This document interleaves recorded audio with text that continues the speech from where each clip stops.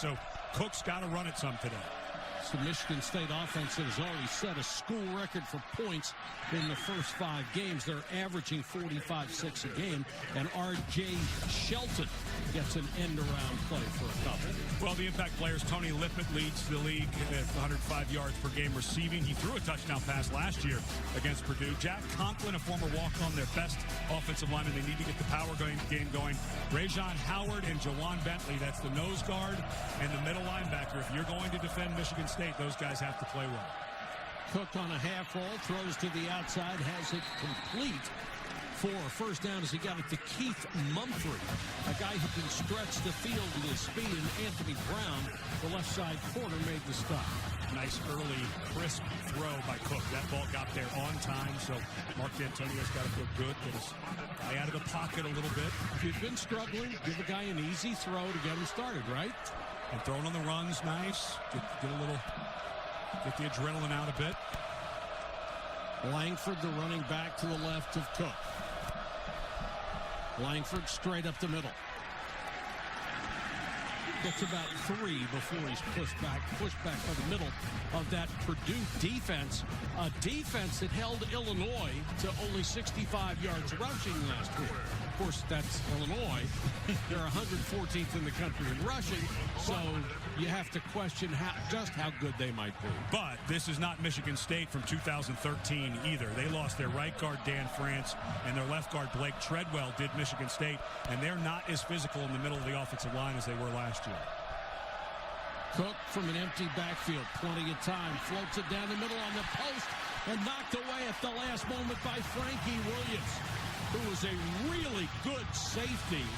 He had coverage on Mumphrey. The ball a step underthrown. Oh, that's a huge gain. And it's the spiral. The ball comes out of Cook's hand, and look how off-center it is. That is a walk-in touchdown if Cook is able to throw. He hops back on that left foot. Maybe it was the offensive lineman Conklin there, but if that ball's a spiral, that's a walk-in touchdown. The underthrow was because it came off of center.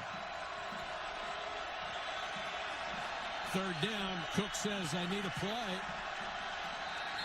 Now he's going to have to burn a timeout to the delight of the Purdue crowd. Michigan State calls their first timeout. We've got a timeout early first quarter. No score. Who knows? Yeah, there's no clear number 1 or 2 or 3 even, in my opinion. It's going to be all jumbled up at the end. Big third down here for Cook in the opening possession. Plenty of time, throws underneath and right at the sticks, and falling forward maybe with enough. Jeremy Langford comes out of the backfield to make only his 5th catch of the year. And let's go back. One thing in studying Connor Cook, when his accuracy is off, watch how he hops when he gets to his stance. Instead of shuffling, he actually bounces on his feet, and you can see he's really light on his feet, and when he goes to step into that throw, he doesn't step into it at all. He actually transfers his feet. It's like falling away from the ball on your golf swing. It's something that Cook's going to have to clean up. It became very apparent watching tape. He likes to hop, and if you watch a guy like Peyton Manning, it's more of a shuffle in the pocket than a hop. Cook, after a play fake, will keep and slides in at the Purdue 46-yard line, covered by Taylor Richards. Here's Janine. Well, guys, I was speaking to offensive coordinator Dave Warner right before the game, and he told me we've been going through the mental checklist with Connor Cook all this week. Things he has to go through in his mind. Footwork is one of them, but just going through every single one of his reads and then keeping the ball and running with it, as we just saw, when the opportunity presents. And that's what they're encouraging him to do, and it's not like he's not good at it. He is. We've got another fly sweep to R.J. Shelton, who's run quite a few of those. Got a nice block from Josiah Price, the tight end, number 82, to pick up the first down at the Purdue 37-yard line. Michigan State going fast. They've got a little bit of rhythm. They have done a lot. They've added a lot of offense this year with Cook going into his second year as a starter. So a little hurry up. Good play fake. Cook steps into this one and throws to the corner of the end zone. It is a touchdown to Lippett. Tony Lippett, 39 yards, his 8th touchdown catch of the year. He beat Antoine Lewis, and that was a nice throw from Cook.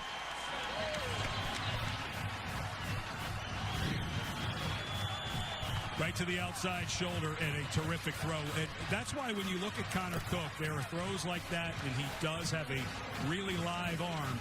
Certainly has a lot of upside. I know we were nitpicking his feet earlier, but he certainly can lay that in there. And Lippett, veteran guy, leaned back on Lewis and got a little bit of a push away. But isn't it amazing when your mechanics are better, how the results are better? It's like they tell a skier, keep your skis on the snow. Same for a quarterback. If you watch the good guys in the pocket, they don't hop, they shuffle. And Cook's got to work on that hop. Geiger, who was on the Groza list, gets the PAT. 7-0. Michigan, the Big Ten, possibly in all of college football, has 4 Big Ten track titles. A yard deep. Reverse. They hand it off to Hunt. And Akeem Hunt back against the grain to the 23. Darrell Hazel pulling out all the stops early. Anthony Brown made the tackle. And Austin Appleby brings them out, making his second career start. Last week against Illinois, put up excellent numbers. Very efficient passing. He added 76 yards on the ground. Different defense he's playing this week against Michigan State, obviously. But I loved what he said before his start last week. They were talking to him about would he be nervous, and he said, this is my dream come true to start. Why would I play scared now? And he really played well last week. He'll start in the gun with Akeem Hunt beside him. Fake it, throw out in the flat. And they'll pick up about 7 yards to B.J. Knopf. Impact players, Danny Anthrop will move to an inside receiver. They'll try to take advantage of the flats for Michigan State. Out to the right and left of the quarterback seems to be open. Akeem Hunt, we've already seen his impact on the kick return game, big game last week. Twan Jones moved to the middle, 250-pounder, and Monte Nicholson, a big, fast-running freshman that they have played more and more at strong safety at Michigan State, starting to make an impact. Appleby with a play fake to Hunt. Out to Anthrop, and Anthrop picks up good yardage across the 40 to the 42. Darian Harris makes the tackle.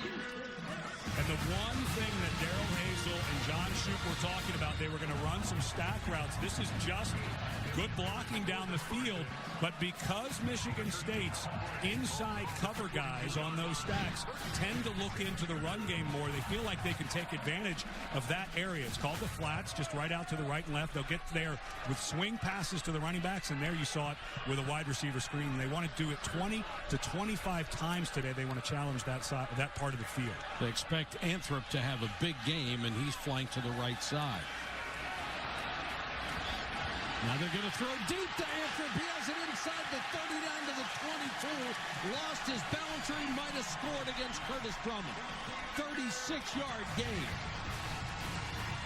Austin Appleby is one of those quarterbacks who, you know, they had been starting Danny Atlee. He throws a great ball, but this guy looks like a gamer. His ball, every ball he has thrown that I have seen, he was 20 of 25 last week against Illinois with 3 drops. And each ball today that he's thrown has been right on time and right and very accurate. This guy's a gamer. And more than anything else, Ed, they love his leadership. Hunt inside the 20. And our first chance to check in with Robert Flores. Robert. All right, Mike, Wells Fargo getting it done. North Carolina getting it done early against Notre Dame. Elijah Hood, former Notre Dame commit, scores for North Carolina. And undefeated Notre Dame trailing 7-0 at home first quarter. Here's a shocker. Not like we haven't had a few of those. And if you're just tuning in, Purdue did not borrow Oregon's uniforms for the ball game. This is a hammer cancer awareness campaign they're running here at Purdue. Out in the flat, complete to Knopf. Minimal gain. Taken down by Harris, the linebacker. This is a Michigan State defense that's pretty good, but not nearly as good as Pat Narduzzi's additions in the last 3 years when they were brilliant. No, and talking to the Purdue coaches, you just sense the confidence that they could play with these guys. They really felt that way coming into the game, and they felt like the big reason was the middle of the offensive line for Purdue has gotten so much better than it was last year. The two guards, Jason King and Jordan Roos, very powerful guys. But this is the place where I think you can take a shot in the end zone. They're already in field goal position. Michigan State backing out smartly. Appleby gives it to Hunt. I was going to say one more thing about the Michigan State defense. You might want to ask Nebraska how good they are, because they held that great rushing attack to only 47 yards last week. Well, Bo Pelini made a statement earlier in the week about they can run on Michigan State, and that didn't happen. And they're going to go for it on 4th down, 4th and 2. Option something, you think?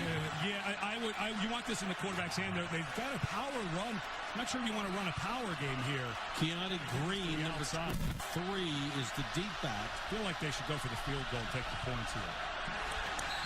Look like motion up front, flags everywhere. A lot of pointing. Boy, and Appleby is really upset. He thought somebody came across. Well, but Appleby he did entirely too violent of a motion to show the motion, to get the motion. Watch out. Yeah, you got to call that. You got to call that. That's good officiating to call that on the quarterback. He's obviously trying to draw somebody. But I like the idea by Darrell Hazel. Go out there 4th and 1.5 yards. Go in a power formation, which is what are you doing? You're not going to run at the teeth of this Michigan State defense, and it was to draw them off. Unfortunately, a little too much acting by his quarterback. So Paul Griggs, who was 8 out of 10 on field goal tries this year, on for a 36-yard attempt. And just got it inside the right upright.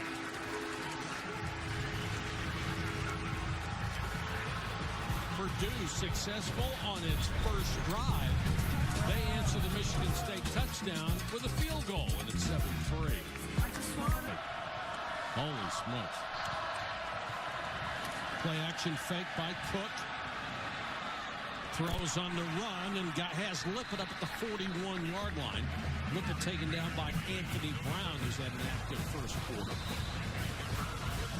Lippett's a guy who his entire receiving corps through part of last year was really struggling with some drops, and Lippett made a great catch in a game, went over a defender, made the catch, and just all of the confidence through him and the receiving corps, and it's made the offensive staff more confident in the receiving corps, but it all turned last year about mid-season, and Lippett has really worked himself into a premier receiver. He has 27 catches this year, the next most productive wide receiver on the whole club has 7. And it's one of the things that Dave Warner, the offensive coordinator, we were talking to Mark D'Antonio, the head coach, that they were talking about with Connor Cook. If there is one thing Cook will do is he will focus in on Lippett occasionally. And against Nebraska last week, who has a pretty salty defense, that's Warner on the right, and that's Jim Bowman, the co-offensive coordinator, offensive line coach from back in the days at Ohio State. Both those guys calling the plays, but they don't want Cook locking in. They want him reading the entire field. Langford picking his way through. I don't know. You got a guy named Lippett who makes every kind of catch. I don't think it's a bad thing if you're looking for him. Well, if he's that open every time. That's right. Cook seems to be able to throw the ball very well on the run. Mm-hmm. I think the pocket work and watching him, his feet, they really betray him. Right before he throws, he tends to take that little hop. He's just got to keep those feet on the ground. And I think on the run, you don't have the choice. Your feet are moving. Exactly. More natural. And when he hops, it takes away all the power his body's going to give him. Throws this one flat-footed and then throws it low to Langford. More from Janine.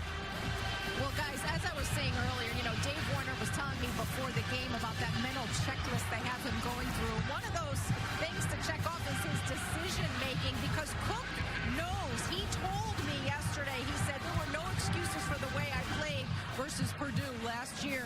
He said they had changed defenses on us from the week before, but that was no excuse. I was just missing wide-open guys. He said this is a big game for me because of that.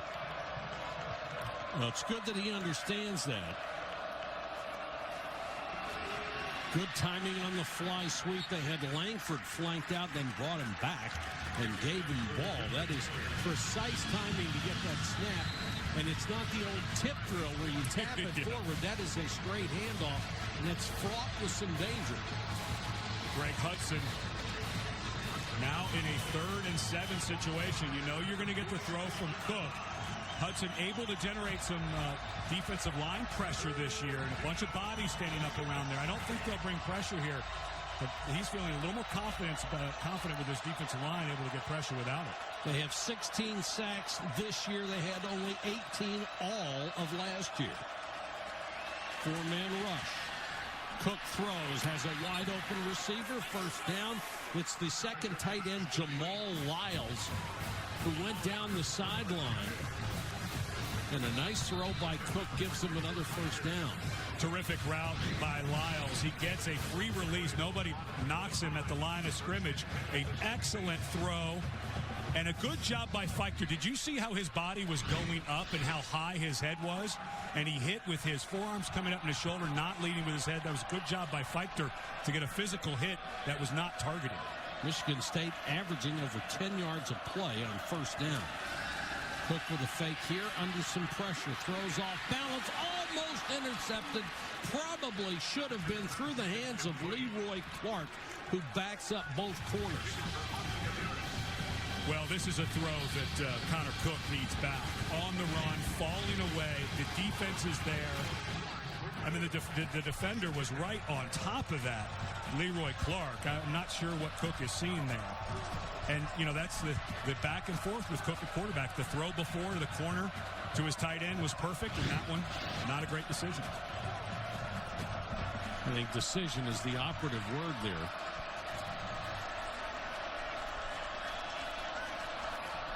Straight 4-man rush. Cook with a lot of time. Out in the flat, he's got it to Lippett again, and Lippett goes all the way. I think you're going to have offensive pass interference on this,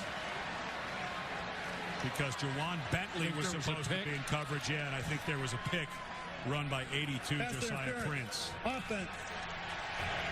15-yard penalty. Fouls on number 82. Repeat, second down. You're absolutely right. So this a shallow crossing route is what this is called, and Josiah Prince coming from your right. Freeze right here. You'll see. You can see he's actually lining up the block on the trailing defender. I believe that was Antoine Lewis. Have to be a little more subtle. Yeah, and the thing you teach him is just keep running. If you just continue pumping your arms and running, they're likely not going to call it. If you stop and throw a shoulder, yeah, they're probably going to call that. 2nd and a mile. Cook with time down the sideline. Lippett, what a catch. Still on his feet. Yeah, I'd focus on him. Tough, competitive, went above. Really good coverage by Leroy Clark again. Just Cook trusting 14 at 6'2" to go up and make a play, and an excellent run after the catch. You can see why this team has so much confidence in this young man. Just throw it in the area, and then he'll knock everybody down and get a big first down. What a huge first down Lippett just picked up for Michigan State after he had his touchdown taken away on the crossing. You just give him a chance. Nick Hill is in the tailback. Cook instead on the post contact. Flag comes in, and it looked like McGarrett Kings Jr. was knocked off his feet inside the 5 and never had a chance to go for the ball. Yeah, they're going to get Anthony Brown. Let's see if Brown's hands got tied up. I was tracking him the whole way. It looked like maybe it was just his feet got tied up. Pass interference. Defense, number 9. Foul occurred at the 1-yard line. The ball will be placed at the 2. First down, Michigan State. If it's his feet, they normally let it go, saying that's inconsequential or coincidental. And that's what it was. Yeah. You got to let that go. That was terrific coverage by Anthony Brown. A tough break for Purdue's defense, but I think you have to let that go. Brown was in good position. His hands weren't changing the route of the receiver as he was going by. That's a tough break from number 9. 1st and goal. Hill, the tailback.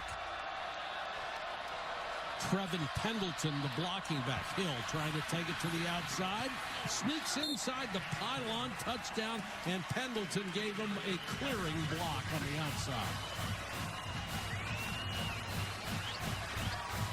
And they take advantage of the pass interference call.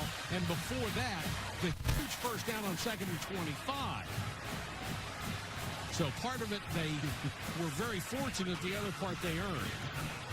Everybody in the building knows they're going to go to Lippert occasionally, or more than occasionally, but still not able to slow him down. Geiger comes on for the point after Michigan State trying to extend its lead to 14-3. Mark D'Antonio has quite an offense this year, averaging 45.6 points a game, 5th in the country. They've already set a school record for points in the first, averaging 22.8 yards a return. Straight line speed off the charts. 4 track titles in the Big Ten. Returnable kick. Mostert comes up to the 7. Want to see him in the open field for a second to see just how fast really is. Let's go to Robert Flores. All right, Mike, let's go inside the headset, courtesy AT&T. Mississippi State jumping out on top early in Stark Vegas against Auburn. De'Runye Wilson from Dak Prescott. That made it 7-0. They've added another touchdown. They're up 14-0, still first quarter over Auburn. Boy, and Dak Prescott, Robert, has come from somebody nobody has heard of to be a legitimate Heisman contender.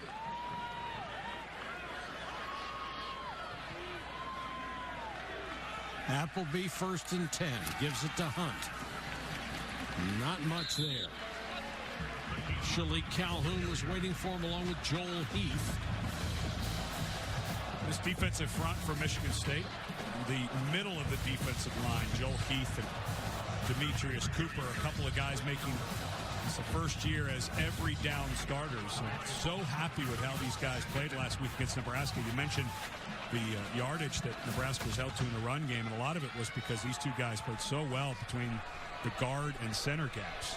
They already knew they were set at defensive end with Shalik Calhoun and Marcus Rush. Pass underneath, complete to the tight end Justin Sims, who has caught a pass in 19 consecutive ball games. He is their receiving tight end, Gabe Holmes, number 86, the bigger blocker. And offensive coordinator John Shoup was saying they wanted to get more tight ends involved. Last week, Austin Appleby hit 10 different receivers. Well, 9 receivers and himself. He had a ball batted back that he caught. But one position that they wanted to get more involved is there at the tight end. Appleby, great numbers last week, 15 out of 20. Fakes it to Hunt. Hunt threw a great block to keep Rush out of there, and this pass overthrown, intended for Anthrop, who had a step on his defender. Just rushed a little bit. You mentioned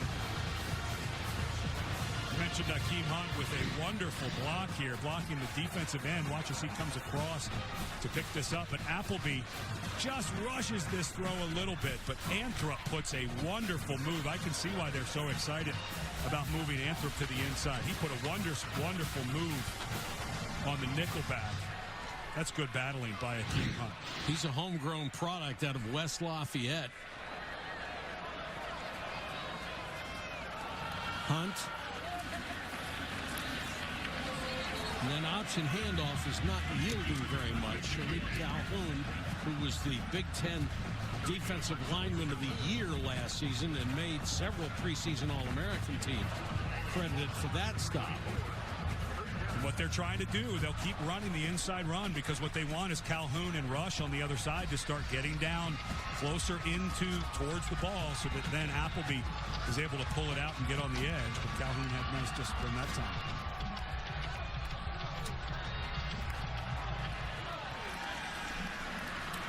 Appleby, good protection and off the hands of the diving Anthrop.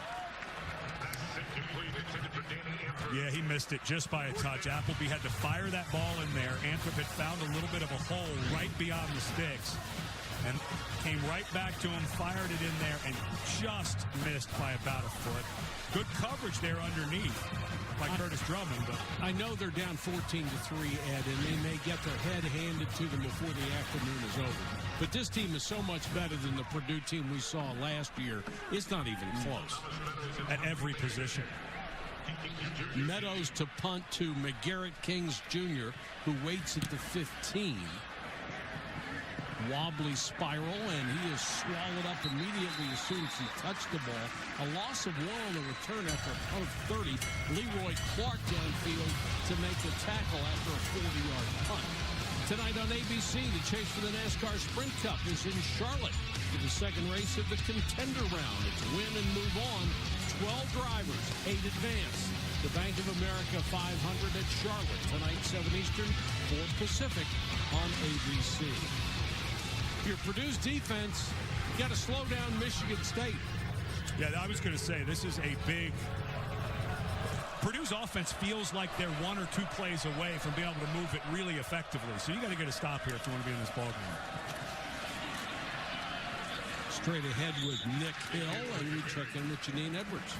Yeah, that's exactly what they need, Mike and Ed, is a stop. And I can tell you that for 2 defensive series in a row, freshman middle linebacker Jawan Bentley, who we talked about in the open, had a busted assignment. He did not do what he was supposed to do. The coaches are trying to help him figure things out. And as for their secondary coach is ticked. He says, guys, they're picking on us. You've got to be way more aggressive. Janine Bentley is a specimen, though, isn't he, at 6'2", 250? He had been playing on the weak side. He's a true freshman and had been playing very, very well. And now they give him the additional responsibility to go in the middle and start where he has to make the calls in place of the injured Sean Robinson, who was a 5th-year senior. So you go from 5th-year senior who's making all the calls to set up the defense to a true freshman. And they have gone to great lengths this week. Robinson went. They go to a hotel. A lot of teams go to the hotel, even the home team before the game. Robinson actually roomed with Bentley last night. A lot of times you don't bring the injured guys, but Coach Hazel decided they wanted Robinson to even room with him. Quick set, quick throw. Lippett fighting for extra yardage out to the 39-yard line. That'll be another first down. And that is the 11th. You know, I really don't mind when you bring a corner blitz. But watch how long it takes Feichter, the safety, to get over. And that's Lippett over there. You want to, you know, you're trying to show that you're in a zone and you're not going to bring a blitz, bring the corner. But you can't just stand there and allow Lippett to not be covered. Michigan State's going to see that. Connor Cook's going to see that. If you're going to bring the corner blitz, you've got to get the safety over there a little faster. Well, Lippett's just killing them. 4 catches for 95 yards in the first quarter, which just ended. We'll be back to West Lafayette after this message and a word from our ABC station. Series at tailback. He's number 20, and he's got the ball. And picks up 3, maybe 4, drilled by Jawan Bentley. 6'2", 250. Tremendous upside. And there is no depth at this linebacker position. They've had to move a couple of guys around. We mentioned Robinson's out, but they have no depth. Dangerous throw underneath. Caught by Mumphrey. And he'll be a couple of yards shy of a first down, bringing up 3rd and 2.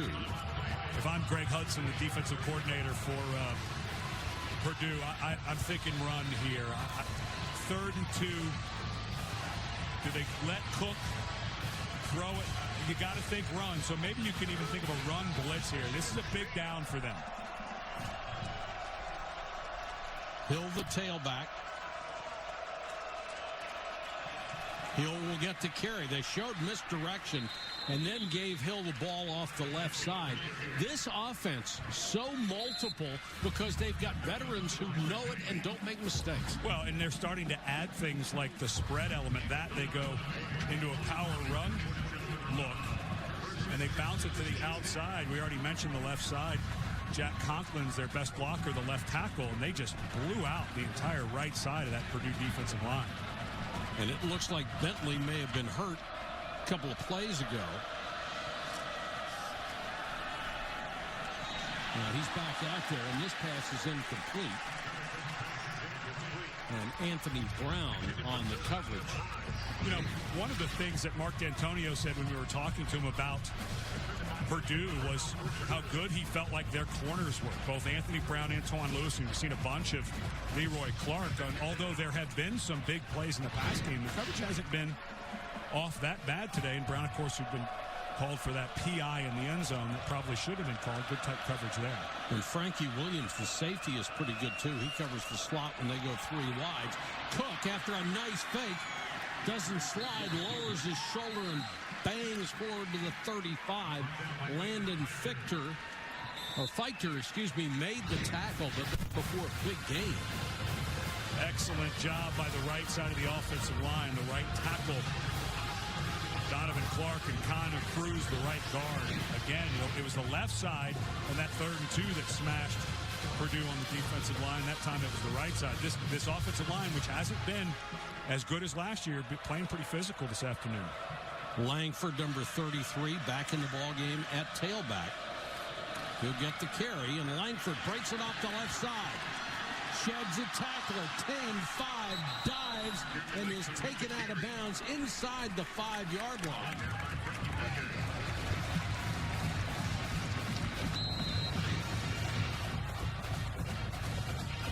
Just a blow-up block on that left side by the tight end and Jack Conklin, the left tackle. They just washed the defensive end straight. Right now, it was the middle of the offensive line for Michigan State that was struggling a bit in the short run game. But as they're getting on the edge with these tight ends and tackles, that's where they're making their hay.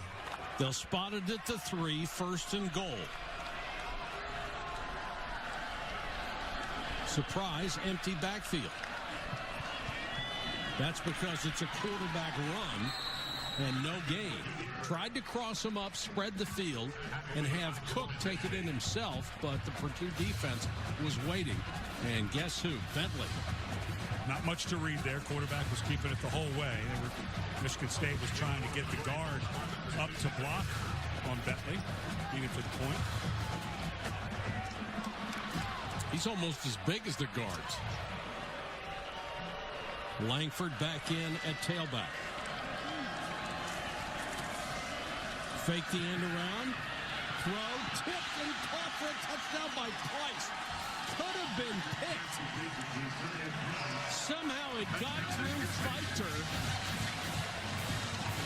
and went right into the chest of Price. That's a break for Michigan State.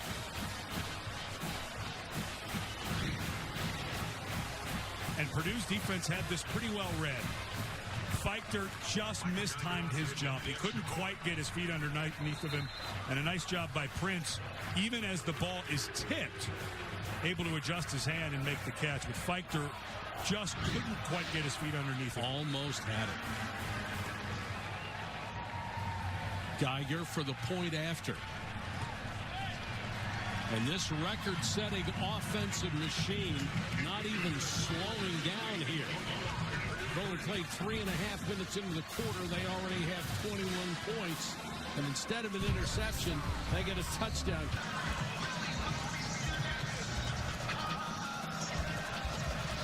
Mostert is deep.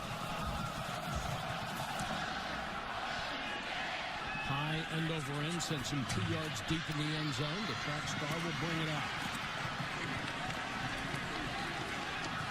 Fights for extra yardage, gets up near the 20. And we'll check in with Janine. Well, guys, though he is not playing, injured linebacker Sean Robinson has been very busy today trying to help coach up his replacement freshman Jawan Bentley. How is he being challenged most so far in this game? He just stepped into a leadership role. The Mike Backer's the quarterback of the defense. He's got to communicate and make all the calls, and it's a new spot for him. So he's fitting up runs and passes differently than he's used to. Yeah, and that's tough to do. Now, from your vantage point on the sideline, what are you able to see that you are communicating to him to try and help him do better? Right, I just stay back behind the defense, and anything I can do, I have the headset on so I hear the call. What are you seeing so far? We have to get off the field on third down. Guys have to stay in their gap, and we have to cover better on third down. I know Coach Hudson had said that you are doing a great job helping him, and he said, you know, might have coaching in his future. What have you tried to convey to Jawan Bentley about the position of playing middle linebacker and just everything that's involved with that? It's a role. I mean, like I said, it's a quarterback of the defense. I mean, I kind of did it a little easier because I did play quarterback for a little bit, but he just has to be vocal. He has to communicate. He has to get people lined up. And if it goes fast, it's up to him to make sure people are in the right spots. And you gave him all your notes to try and help him out. Great job. And quickly, the future for you, I know you haven't had surgery on your knee yet. What's the next few weeks hold?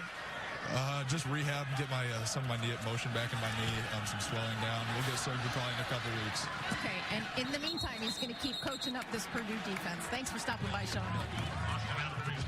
Thanks, Janine. Appleby just completed a pass to B.J. Knopf on first down. As you saw, he nearly made a horrible mistake. It threw the ball as he was falling down under pressure. Almost had it picked off.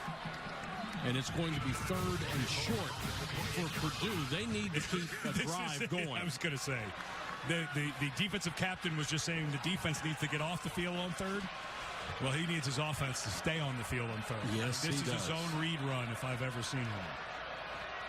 Hunt the tailback to the left of Colbert, and he'll get the carry. Lowers his shoulder. Needed to get just across the 29. He did before Ed Davis, the weak side or the strong side linebacker, made the tackle. Here goes Purdue going a little more quickly. They've got Anthrop in the slot to the top of your screen and bring Knopf over to the same side. They like to throw to either one of those guys. Hunt.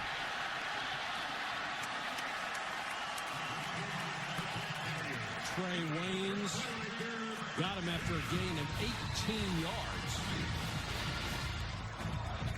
Hunt does he is such a good, decisive cutter, waiting for his blocker to come around and get the block. Robert Kugler, the center, good patience.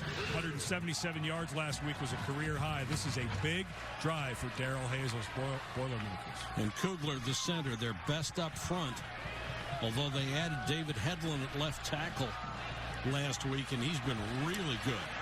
Toss to Keontae Green. Power runner, and Green breaks away. Dragged out of bounds at the 15-yard line. R.J. Williamson saved a touchdown after a run of 36. Green's listed at 210, but boy, he looks bigger than that. When you have a motion guy, watch the defensive end, Calhoun, get blown up with a wonderful legal block coming from the outside in. As long as you stay high, it's legal. And Sermon, the lead blocker, and Justin Sims for a while didn't know who to block. Devastating block. If that's Mostert with the ball in his hands, that's probably 6 for Purdue. Might be 12. Anthrop on the pass from Appleby. They promised Anthrop would have a big game, and he has so far. Holmes and Knopf, the tight end and the wide receiver, both with excellent blocks, and Purdue able to move against Michigan State. They've been able to move the entire game. You mentioned they've blown a couple of chances, obviously got a field goal, but they missed. Appleby missed a touchdown throw earlier to Anthrop, and each time they've been on offense, they have shown the ability to spread out Michigan State and get the inside run game going. Anthrop's in the slot. This time they'll give it to Hunt. Touchdown, Purdue.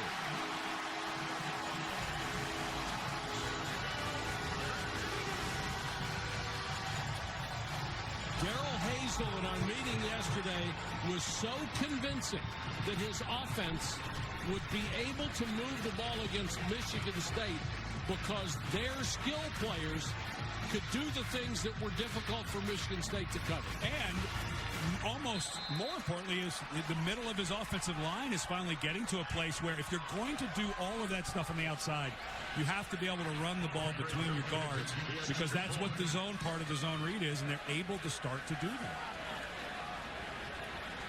They break the early formation and go back to Griggs. Set up to kick the point after. And he does. So Purdue cuts into the big lead and makes it 21-10. Here's the big run by Keontae Green. Right. Color combo. Shelton and Hill are deep. High short kick, Shelton to the 25, and here's Robert Flores. All right, Mike, Dr. Pepper conference update for the Pac-12. Oregon, Michigan State is familiar with. Marcus Mariota to Thomas Tyner. Little screen pass turns into a touchdown, and they are leading UCLA in Los Angeles, 15-3, second quarter. I really expected them to bounce back this week, and it looks like they are. It's just interesting as we get towards the conversations for the college football playoff. Of course, Michigan State lost in a game that was close through three quarters, and then Oregon pulled away earlier in the season. But Oregon gets beat last week by the unranked Arizona Wildcats. It actually falls below Michigan State in the polls. Delay to Delton Williams, and Delton Williams with a huge run across midfield down to the 45. He had Jack Conklin, his big left tackle, pulling and blocking for him, picks up 30 yards. And this is a guy, Delton Williams, who did not play last week at all against Nebraska. And the coach is Dave Warner, the offensive coordinator, saying this 228-pounder, they wanted to get in the ball game more often. They thought Langford, 33, maybe getting a few too many carries, getting banged up. So this is a guy they wanted to get some more run. And you run like that, you're going to get more run. You bet.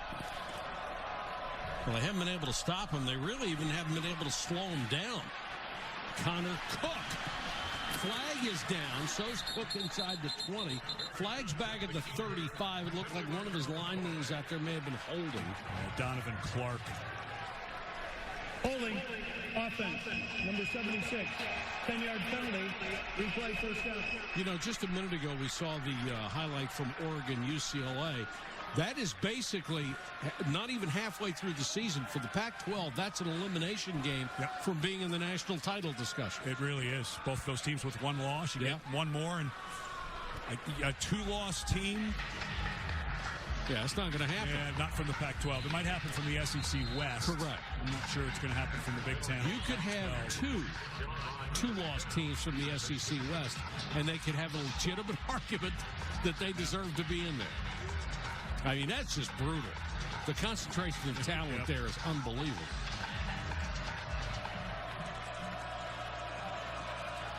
Michigan State backed up to the 46. Fly sweep, Burbridge can't get outside, lost his balance and went down, lost almost 5 yards. Jimmy Herman was there, but Burbridge got caught by the old turf monster. Terrific job by Herman, though. We've seen this speed get to the outside, and Herman just did a wonderful job getting up, and he got up and he got to balance. He didn't just run up there and dive. He got up, set his feet, set his position. Not much distance to run there. That holding call could be a big deal here for Purdue. Second and long from just the near side of the 50. And that pass, they had a flanker screen set up to McGarrett Kings Jr. and the pass way too high. So now third and long. And Cook just was beside himself after he threw this ball, because they had the defense set up perfectly. Everybody was behind him. You can see him leave his feet again. He does that quite a bit. Leaves his feet when he throws, and the ball gets away from him. And not only that, he didn't have his shoulder pointed toward his receiver. His chest was. That will make you inaccurate every time. Four-man rush. Cook on the post, and he's got it to Lippett. Lippett has the first down to the 25-yard line. Apparently, it doesn't matter. Third and however long. Perfect throw. They had a linebacker, Jimmy Herman, covering one of the best wide receivers in the country. He's got underneath, and then they have the safety over the top, and Cook fits it in there anyway. Well, and it was Herman the trail with Feichter the safety over the top, and Herman just couldn't quite get there, and you can see why Cook has so much confidence in this guy. What a great route runner. Williams trying to get to the outside. Nice play by Lewis on the corner. When you go back and you look at Lippett's numbers on this game, they're going to be monstrous because he's already monstrous in the first half. But 2 catches on a 3rd and 20 and on a 3rd, and I believe that was 12 or 13 there. Yeah, 15. Where the coverage was there. Yeah. And he not only made the play, but then made the run after the catch. Well, coming into this game, Ed, he was averaging 105 yards a game through the first 5. Looks like he may shatter that. Cook flushed. We're taking down to 25. And it was Ryan Russell picking up, if it's a sack, his 3rd sack of the year. It's right at the line of scrimmage. So we'll wait on the official scoring of that one. And what a bummer for Russell. If it's right at the line of scrimmage, it's a rush play instead of a sack. Yes, no sack. We are told they got him right at the line. Just a tackle. Sorry for your hustle. You only get the tackle, but good hustle. He can go back and challenge that. He wants his head coach to step up. Another 3rd and long for Connor Cook. He's been up to the task, every one of them so far. Now Flush throws back and throws it over Lippett's head. He was covered very well that time by Jimmy Herman, who apparently is going to go everywhere with him. This is terrific coverage this time for Purdue. They seem to be settling in a little bit. They've got double coverage again by Lippett. You see Herman to the inside. Everyone's got their eyes on him. They had 3 guys checking on 14. But a good stop this time. And everybody else was covered. Cook was not just locked in on Lippett. That was good coverage. And the kicking game, not really a strength so far this year for Michigan State. Geiger will come on to try a 42-yard field goal. That's his long this year as well.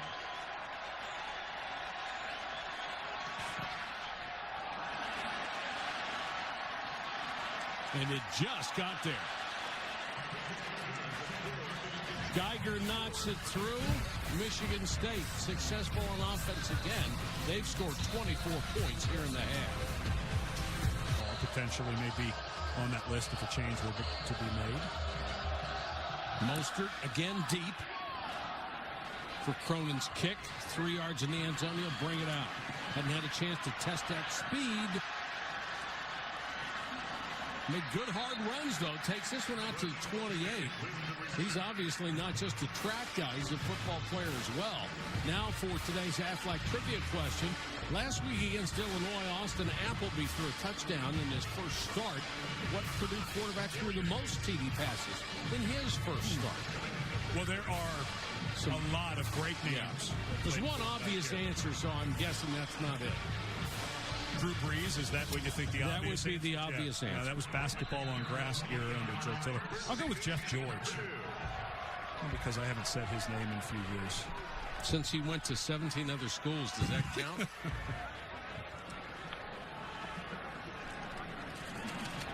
Knopf. Fly sweep is pretty good to him, and Knopf will pick up 10 yards. Looked like somebody may have gotten a hold of his face mask very briefly, but they missed that if it happened. Knopf, a guy who played running back, quarterback, wide receiver, played everything in high school. He's somebody who they feel like should be able to make those types of plays, and getting some boos about that. Looks like a bad spot. Bad spot, and then you mentioned the face mask. I think the fans are also a little bummed out about that. Let's watch Knopf here at the end. There is no more incidental face mask. It's only the 15-yard penalty. No, I guess he got a piece of the helmet. That's about it. Going to throw to the tight end, Justin Sins, and he'll get the first down. Purdue's got some innovative plays on offense, don't they? I love this, and it's a true zone read where the quarterback is going to read, but watch as Sins comes along. Instead, he can be either a pass catcher or he can become a blocker. So if Sins turns around and the quarterback is running it, then he turns up and becomes a blocker.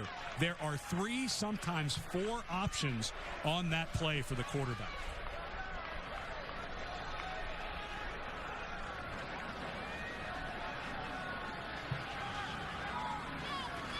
Fake to Hunt.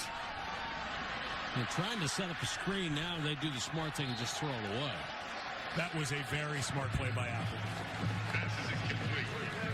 They had a quarterback competition here, and a lot of people wondering. Danny Etling had been the starter at the back half of last year, came into this season as starter, and Etling was struggling with some confidence issues, maybe overthinking a bit. But Appleby was one of those guys at the practice field that just always seemed to be having more fun than everybody else, was always the loudest guy out there. And you just see he's a gamer. He doesn't make bad decisions. He's very accurate with the ball. He's a tall guy, but he can run. He runs his fakes very well. I think they found a pretty dynamic guy here. John Shoup said Etling, even though he's being supplanted as number one, still has a tremendous future. Great skill set. But Appleby is the guy for right now, in part because of his leadership Delay game. skills. Offense, number 12. 5-yard penalty. It remains second down. Etling, a young man with a terrific arm there with the headset on.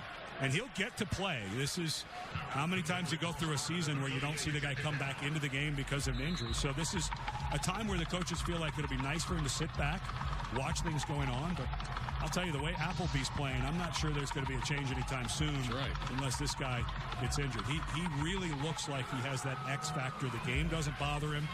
All the bodies running around don't bother him. He seems very cool under pressure. He has been impressive.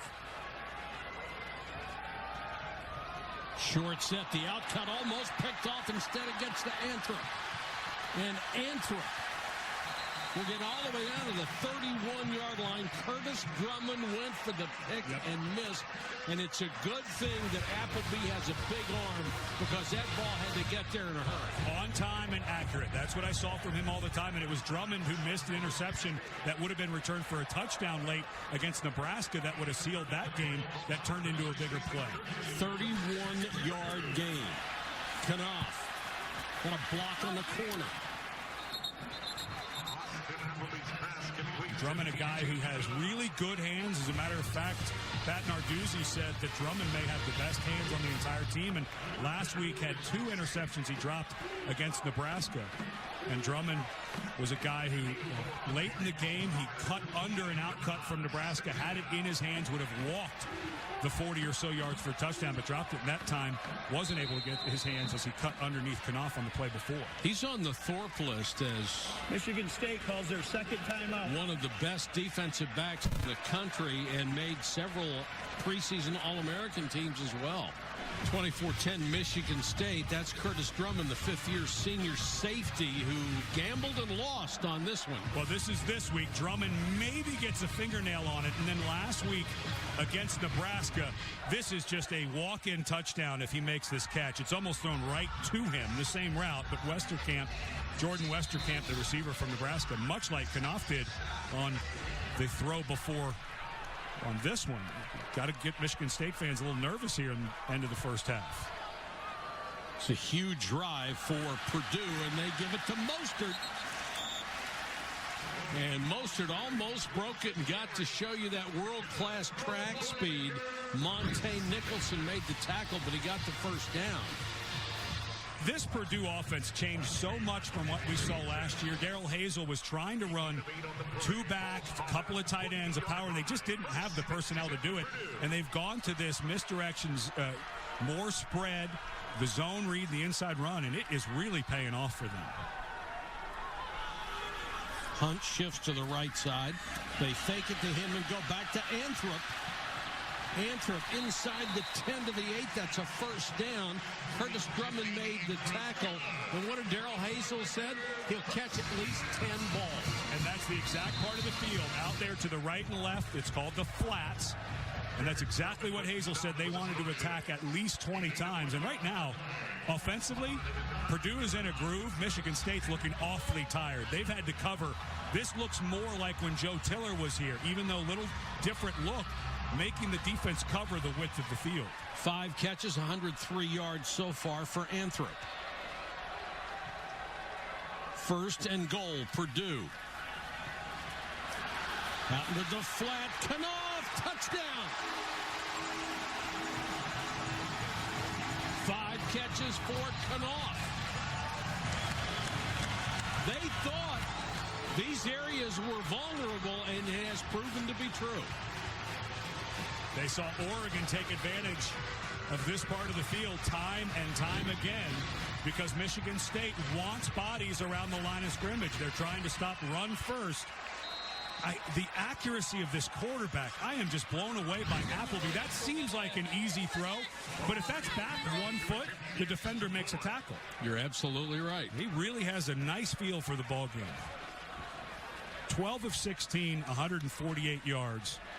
He's hit 8 of his last 9 against one of the best defenses in the country. This would cut it to 7. And does. With a minute 43 to go in the half.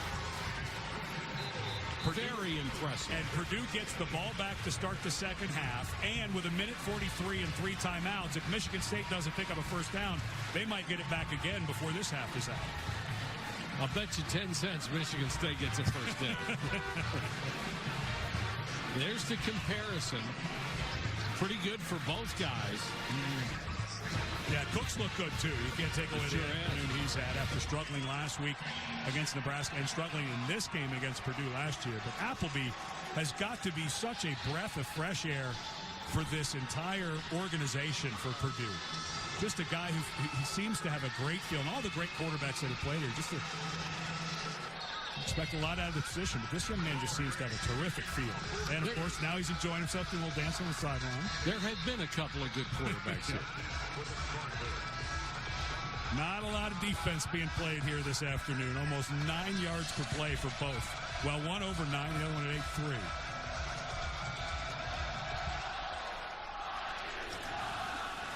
Shelton and Hill are deep. This is Shelton.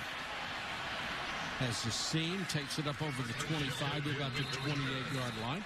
They will start from there with one timeout at their disposal. Last week against Illinois, Austin Appleby threw a touchdown pass in his first start. What Purdue quarterback threw the most TDs in his first start? Do you have a guess? I'll go with Jeff George again. That's who I went with. I'm going to go with Mark Herman. Just a guess. Lenny Dawson. 4 touchdowns in 1954 against number 1 Notre Dame in the Boilermakers 24-14. Now, if you're going to throw 4 touchdowns in your debut, it might as well be against number 1.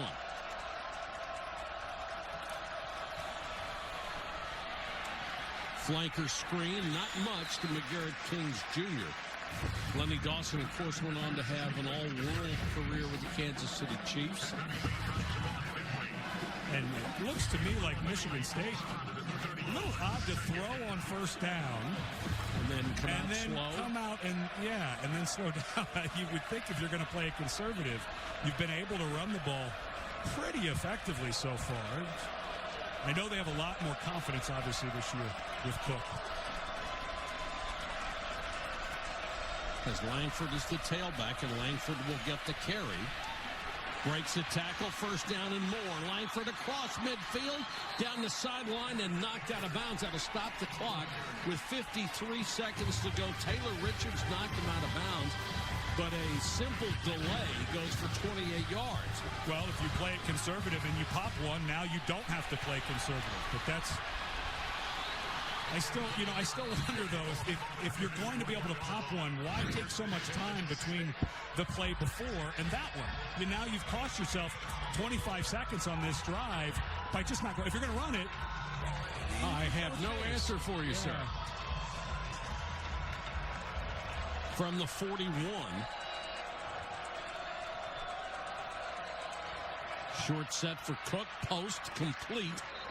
Down to the 26-yard line to the tight end, Josiah Price. And with one timeout, you don't want to use it. You'd love to keep it for your field goal team. So let's see how long it takes. Just 2 seconds there off. Cook intended for Lippett, who wanted the flag, but that was great coverage by Anthony Brown. And good clock management there by Michigan State. With that one timeout, they were able to snap the ball after only 2 seconds came off. They called a quick pass, so you're not burning a lot of time on the first down. But here you are with one timeout in 42 seconds. You have to be very careful. If I'm Mark D'Antonio, I've got to be thinking 7 here because of the way Purdue played in the second quarter on offense. It looked really easy for the opposition against my defense. I've got to be thinking of 7 and how to save some clock here. Blitz. Perfect call against it for a screen, but overthrown. Langford couldn't get to it. He ran into his left guard, Travis Jackson, who was setting up the screen out in front of him. This is a monstrous third down.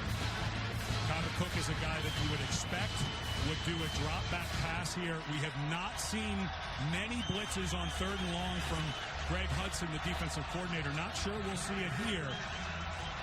But you have to go. Lippett is by himself up top. You have to rotate coverage over to that side. They've hit 4 or 5 of their last 5 third downs. They go to the other side and throw away out of bounds. And now, based on the last field goal try, I'm not sure if Geiger can hit one from here. It would be 44, 45 yards. He had a 42-yarder last time that barely made it. And the Michigan State sideline wanting help, holding on Lippett, and sure enough, they missed it. That was Antoine Lewis who got away by grabbing the hit. Lippett was who they were looking for on that side, and they missed it. But for Purdue, a good defensive stand here. This is Geiger. Will be a 44-yard attempt. It would be his longest of the season. Got plenty of that one. But he pulled it left.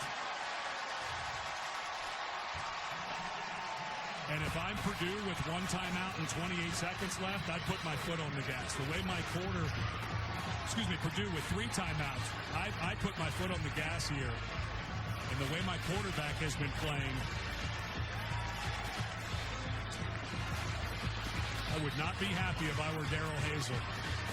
Down 7. Now they get the ball back to start the second half, so you might lean towards being a bit conservative. Well, we've seen this 100 times. So many coaches want either a screen or a draw in this situation, and if they break it, then they can put their foot on the gas, but they want that first burst to go well. How about Anthrop? 33 Anthrop's been the guy in the slot. He's been able, and Knuff is a guy who's been able to make some people miss, but well, you know, you 3 timeouts, 28 seconds. I think you got to try to do something here. Your offense has played so well in the second quarter. I feel like you're just giving up a possession here. I think they are so happy the way the team has played that they don't want to do something silly and turn it over and give Michigan State another score. I can understand.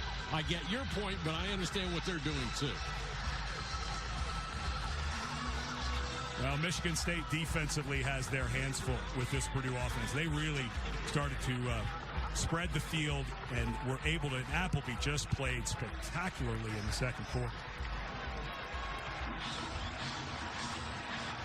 24-17. It looked for a while like Michigan State was going to blow Purdue out of Ross Stadium, but both teams together have racked up 581 yards in total offense in the first half.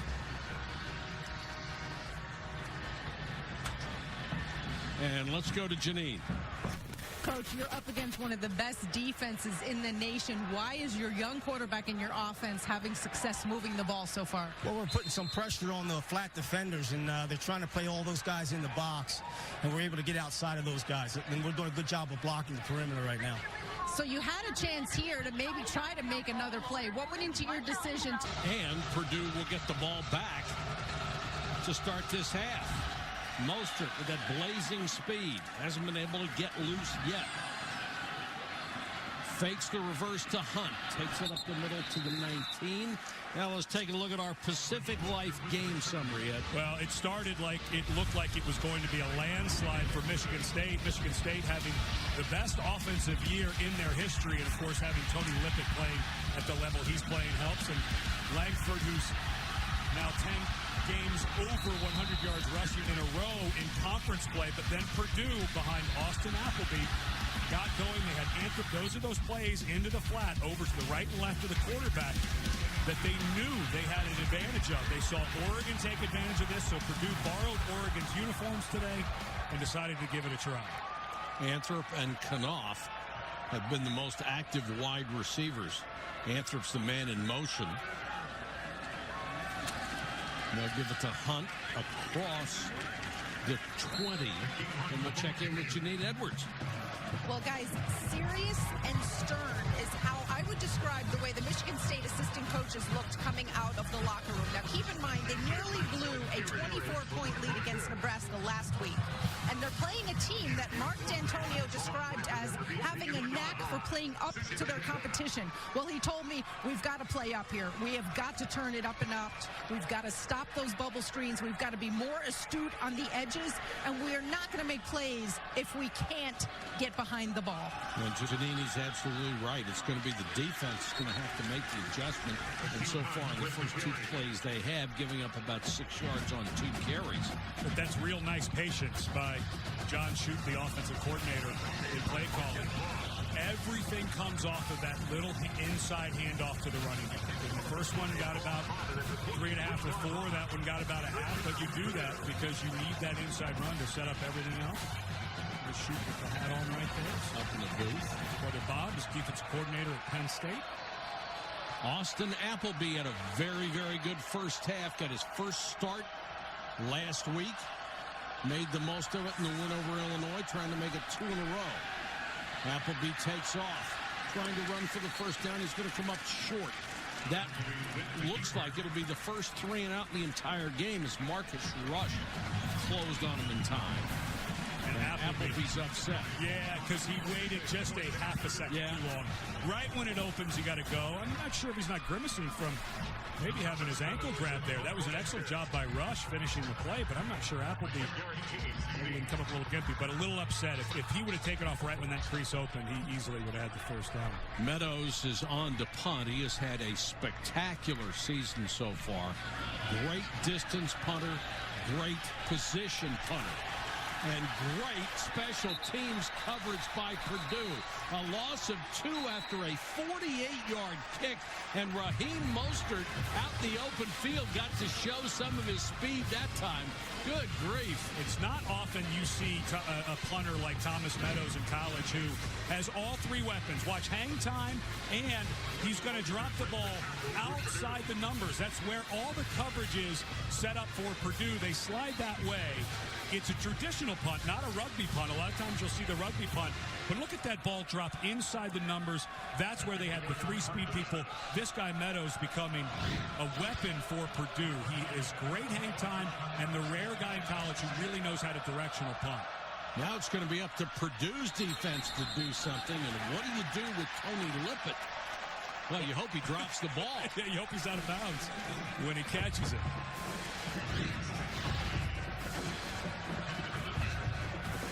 Nice break there. Ooh, that's awfully right close. Foot's out of bounds. Well, did it tap? Was it the left foot first or the right foot? Watch the left foot. No, same time. Good call. You could see the official right there on the spot to call it. Awfully close. I don't know.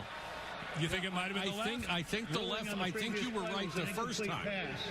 The previous play is under further review. It's going to be an interesting call. I think he may have had the left foot down before he stepped out of bounds. Well, the review confirmed that this was out of bounds, but it was so close, and I'm glad they did go review it. Watch his Lippett right there, the left foot's down, and as the ball comes in, you can see that frame. The ball's still slightly moving as his right foot hit, so he didn't quite have control. They reviewed it, confirmed it. Nice call on the field by the officials. It's the only way to stop him, get him to step out of bounds. Cook with time.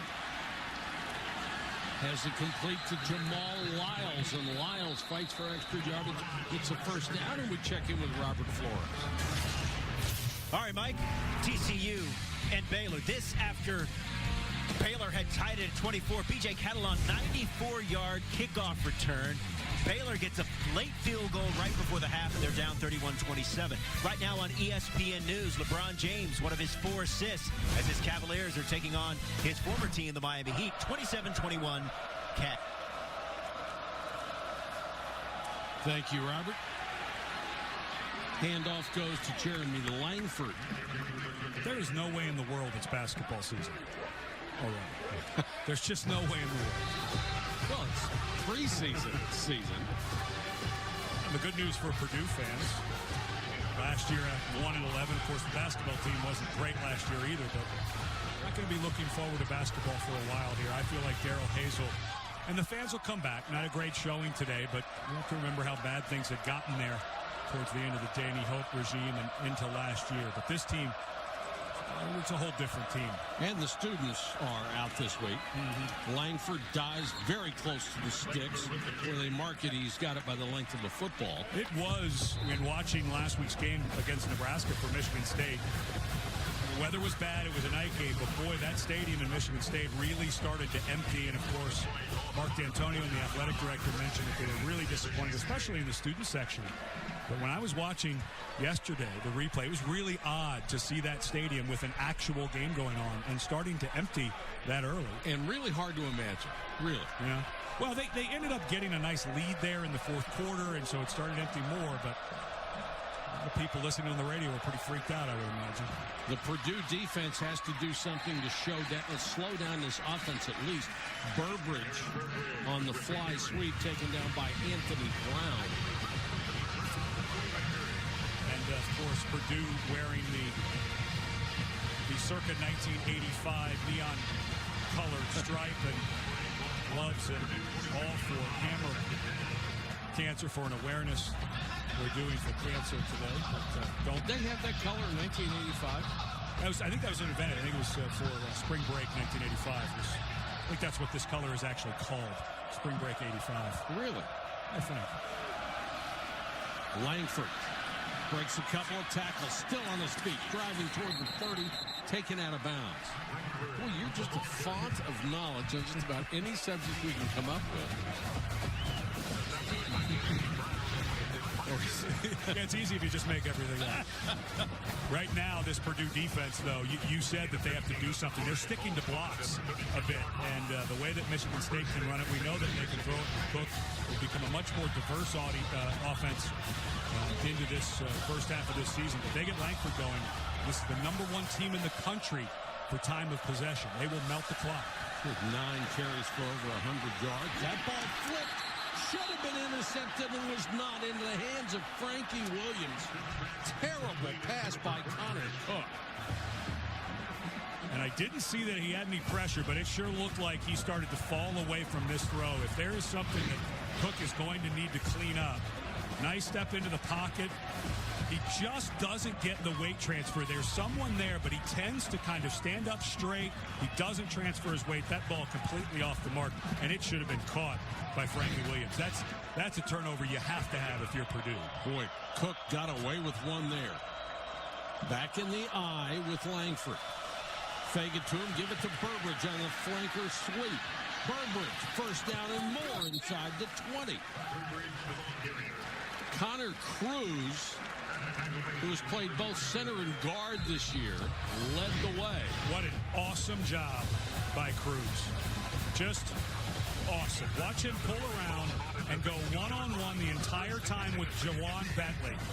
Bentley, 250-pounder, making his first start at middle linebacker, but Cruz could not have done better. Kept his hands inside, kept his feet moving. That was a terrific block for a big man on the run. This is the 5th leading scoring offense in the country. They're all already over 400 yards in total offense and driving for another touchdown. Langford leans toward the 15-yard line where Bentley makes another stop. And the middle of the defensive line for Purdue is starting to bow a little bit. That inside run play, maybe the offensive line in the first half would get a yard a push, maybe half a yard, starting to become 2 and 3 yards a push. And they're still very thin. Yeah. Literally, they're going to need a couple of more recruiting classes to fill out this roster. Yeah, there's only 2 backups for this entire defensive line for Greg Hudson and his staff, and they're starting to show it a bit. So you can't rotate guys in and out the way everybody wants to. You've got to ask kids to play as long as they can. Burbridge again picked up and dropped by Anthony Brown when he got to the 7-yard line. Burbridge, a guy who's really been coming on the last few weeks, has terrific hands. Whenever the coaches say he catches everything you throw his way, you know that you're starting to get some confidence. And they need some other productivity. We know what Lippert can do. But you can get Burbridge going, keep Mumphrey a bit, get that tight end position going a bit, start spreading the ball around some. First and goal.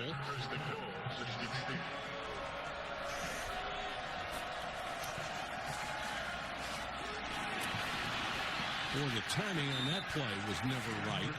Jeremy Langford will lose about 5. Ryan Russell got into the backfield and messed up the timing. Excellent job by Russell right down here. Just never left his assignment. Be as deep as the ball is what they always say. And he could have done a little better job keeping his feet there, but because Langford has to bounce it, Pursuit's able to get there. That's a big loss on yes, it is. Goal. Back him up to the 13, second down. Blitz coming. They don't get there, and the pass incomplete. Intended for Jamal Wiles, who's 6'3", 251, has pretty good speed for a guy that size. Now, if you're Purdue defensively, you're in that position where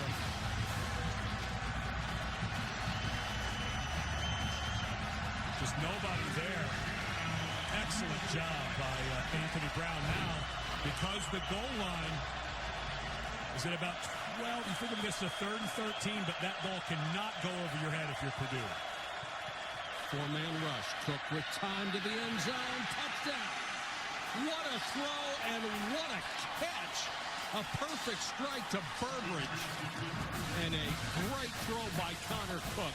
And every time he steps into a throw, he looks like a great quarterback. When he doesn't, he looks awful. You can see his weight transfer right there.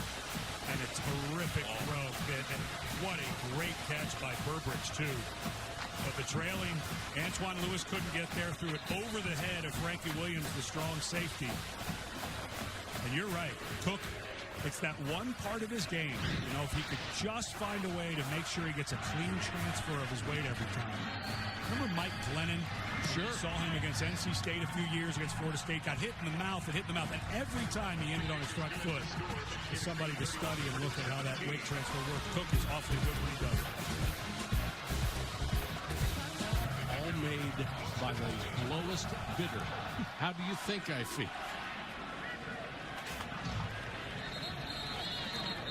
Let's go to Janine Edwards. Mike and Ed, it's such an honor to stand here with Coach Joe Tiller, the winningest coach in Purdue history. Coach, we saw this team last year, and we're seeing them here today, and you're watching them today. In what ways do you think they have improved the most since last year? I think they're listening to their coaches. Good start. That's a good start. But they're playing at a higher energy level. You know, I see a team that's, you know, they're on it, and you know, it just seems like it's more important to them, and every phase of their game improves when that's the case. We noticed in speaking with Coach Hazel, very, very impressive guy. What are your thoughts on him and the way that he's approached this program? Well, I really like Coach Hazel, number one, and you know, I think you'll find out with the passage of time, you know, how his demeanor works in a Big Ten program. And you know, you ask me what what I think. I don't know. We'll find out as we move along. Well, one of the things that we're seeing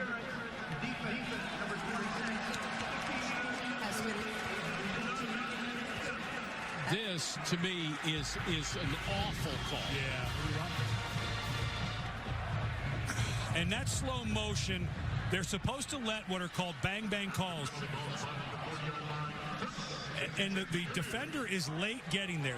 There's no doubt that R.J. Williamson is late. But if they get there at the same time, it's awfully close. It's awfully close. I can go either way on that one. A lot of times they say if the defender gets there about the same time as the ball, you're not supposed to call it. But I don't know. I think the call is okay. I think you could have kept the flag in your pocket, but I'm fine either way on that one. All right, let's go back to Janine. Yeah, and one more question for Coach Tiller, because his offense back in the day had a big impact on offenses here in the Big Ten. Coach, you told me a story about John Elway's dad, Jack Elway, planting a seed in your mind about a so-called spread offense. He was the head coach at San Jose State. Jack and I had coached together at Washington State, and I always thought he had a great football mind. Not quite as good as his sons, but a great football mind. But he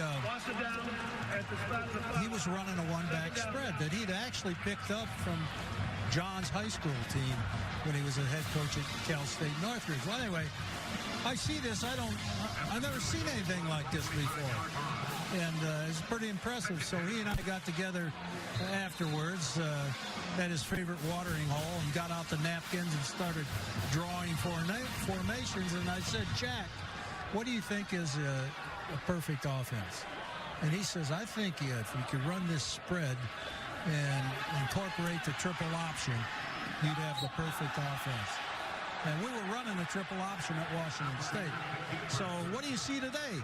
You see the read option with the spread. We got it all. That's awesome. Thank you so much for your time, Coach. Great to see you. Thanks for having me.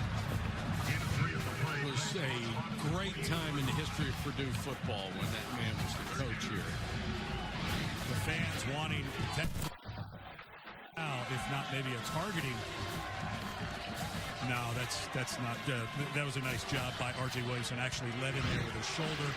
Was not dropping his head. So no need to make that call. 3rd and a mile. 3rd and 22. Blitz coming. And they are really after Appleby here in the second half. And that is the adjustment that this defense made. They are going to put pressure on the Purdue quarterback. Well, he's shown that he can stand there and throw it if you let him. And, now Appleby being a little chased. There's Matt Narduzzi, the defensive coordinator. He's one of the best in the business. He's not just going to sit there and take what you throw at him. No. And this is a big, big defensive stand for Michigan State. Their offense went out and scored again, put them up 14, and now they're giving it back to their offense in the middle of the third quarter to try to make it a 3-score game. Kings on the return crosses midfield 14 yards after a short kick 30 ESPN. Back to action for Michigan State, and there goes Nick Hill. Stepped out of bounds right at the 10-yard line. Well, what a versatile, dynamic offense this is. Well, and the linebackers for Purdue ran up and just got blocked. We talked to Greg Hudson, the defense coordinator. He said he wanted these young linebackers. They lost their senior middle linebacker in Sean Robinson. But that is Danny Chukwu, who runs up and just gets magnetized to the right guard. If you're going to run up, you got to blow up the blocker. Connor Cook fakes it to Lippett. Keeps. Cook with running room inside the 5. So it'll be 2nd and goal from there. And we're getting a little chippy on both sides. And for Purdue, starting to get a little worn down. Michigan State starting to get their run game going. Just sneaking over their season average. Just 5 minutes left here in the third quarter in rushing. And Connor Cook becoming a bit more of the run game here. They came in 22nd in the country running the ball, 51st passing, and 5th scoring. So they have produced. And that's too easy. Nick Hill walks into the end zone. And you can tell the difference right now. Purdue is just gassed. Well, and their linebackers continue to run up to the line of scrimmage and not do anything. And I know that's what Greg Hudson wanted, was them more towards the line of scrimmage. But both of those plays, that time it was Jawan Bentley, the true freshman. Easy Chukwu, who we saw the play before, a redshirt freshman. So these are just young pups for Purdue. And that, as you said, that was a little too easy for Michigan State. I mean, as you pointed out before, they are rushing up to the line of scrimmage, but they're just getting caught in the wash and leaving gaping holes. Geiger for the point after. 38-17. Spartans.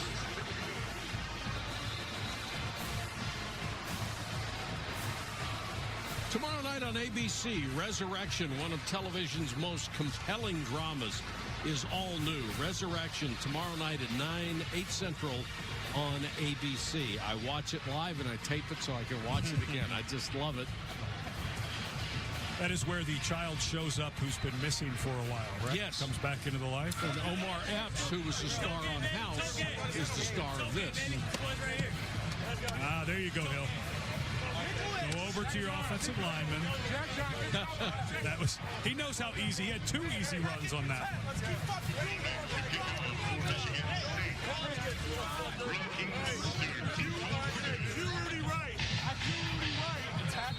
So now it's 38-27, not nearly as spirited on the other sideline, although you have to hand it to Purdue's offense. They produced exactly what they promised they would. Now they could use a big return from Mostert. Shakes a couple of tackles and is taken down near the 28-yard line.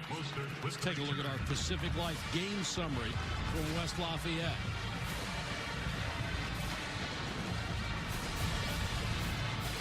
.468 yards in total offense, and we're not even done with the third quarter yet. Lippett, who has had nothing in the second half, actually, has 119 receiving yards, and Appleby has been really good for Purdue. He's got a bright future. 12 out of 17, 148 yards, seeing a huge pass rush here as we start the second half. Great throw, Anthrop with a spinning catch. And there's that bubble screen where they try to set up a little bubble around the third receiver out there. We saw that a bunch in the first half. I believe that's the first one we've seen here in the second half. And that's what was starting to loosen up a bit of that middle of the defense for Michigan State. I think it's a huge drive for Purdue. They're already down 21. They can ill afford to hand the ball back to Michigan State and expect them to score again. Justin Sins, the tight end, will be taken down shy of a first down by Darian Hicks, the first-year starter at that corner spot. And this is where you learn a lot. You talk about the team being confident. It feels like, okay, we're down 21, but if you score, you're down 2 scores.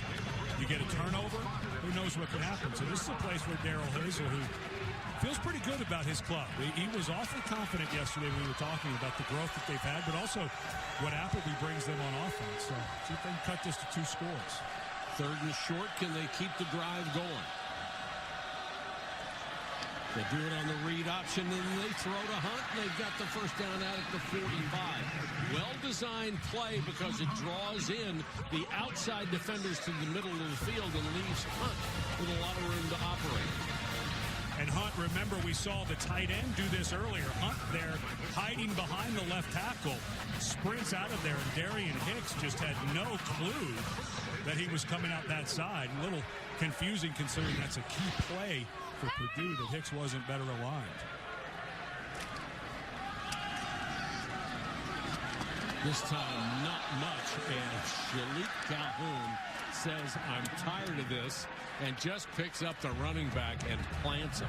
And he's got to be careful because this can be a personal foul. The officials have the ability in any type of play that they think is outside of what is normal football. And the reason that's dangerous is the young man lands on the back of his head. Calhoun lucky he wasn't called for a personal foul there. The fake to Hunt. Knopf can't get by the first man.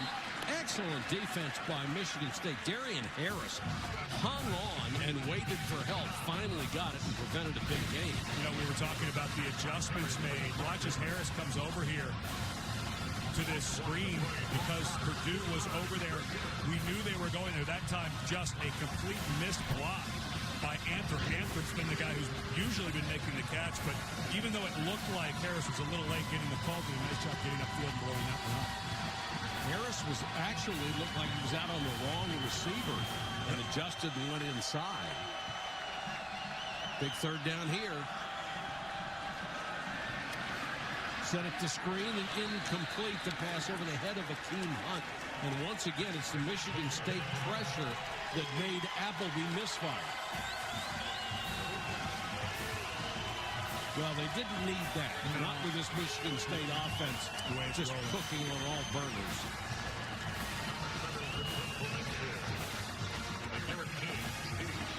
Meadows to kick to McGarrett Kings. Fake, potentially? Not a good kick off the side of his foot, but gets a good bounce for the Boilermakers inside the 15. Will be down at the 13-yard line. Celebrating its 10th year sponsoring the Good Hand Field Goal, that's Allstate makes contributions to participating universities' general scholarship funds for each field goal and extra point kicked.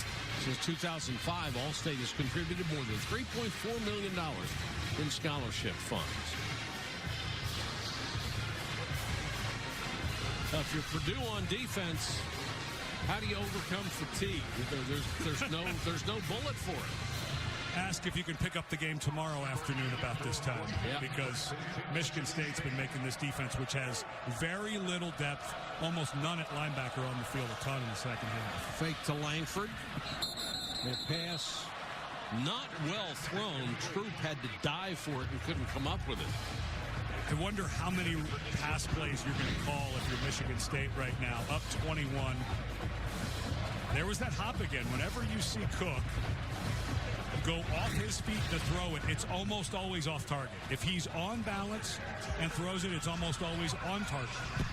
But I'm just surprised Michigan State, if you're going to throw it on first down, but to stop the clock, the other team's down 3 scores. The only thing that hurts you right now is giving that team more time. Langford the tailback, and they'll give it to him. That playoff left tackle's been very successful. Let's go to Janine. Well, Mike and Ed, you're 100% right about the Purdue defense getting tired. And, they do not have any depth at linebacker, as Ed was saying. And that's why Jawan Bentley, the freshman, is playing that middle spot. And I can tell you, in addition to being tired, there is perhaps a confidence issue. I mean, he is a freshman. And after they came off the field that last series, he was getting chewed out for not having the right assignment. He was responsible for the running back, and he was not there. So here's a young man put into a very, very difficult position, and now you start to worry about him with his confidence level. And Janine Sean Robinson, the man he replaced who blew out his ACL, trying to coach him up as the game goes along. But this is a tough assignment to take a true freshman, stick him in the middle, and expect him to perform.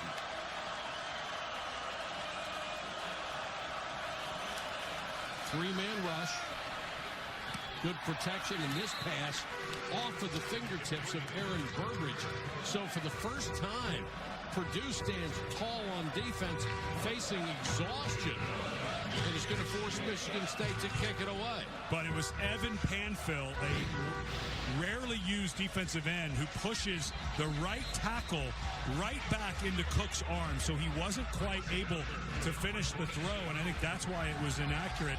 Panfill, a guy who hasn't played much, comes in and he's fresh. We've talked about the depth issues. Nice rotation there up front to get a fresh guy on the field for Purdue. Big rush on Sadler, gets it out of there.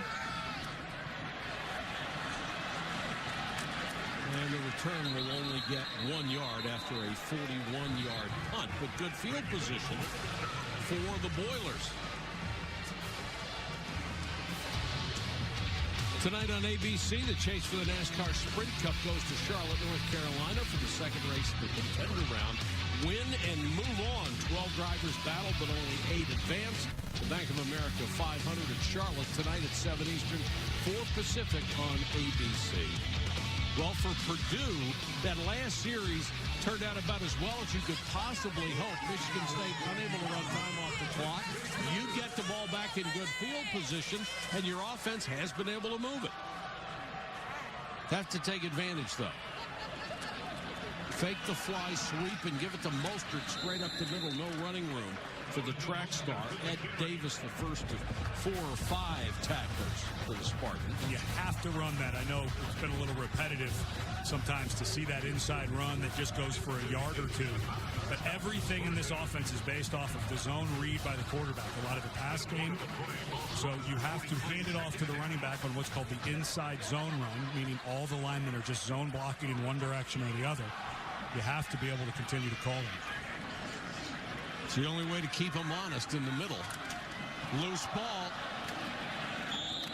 Well, they were trying to get Knopf the handoff quickly on the sweep, and Appleby in the center just had a missed exchange. That's Robert Kugler.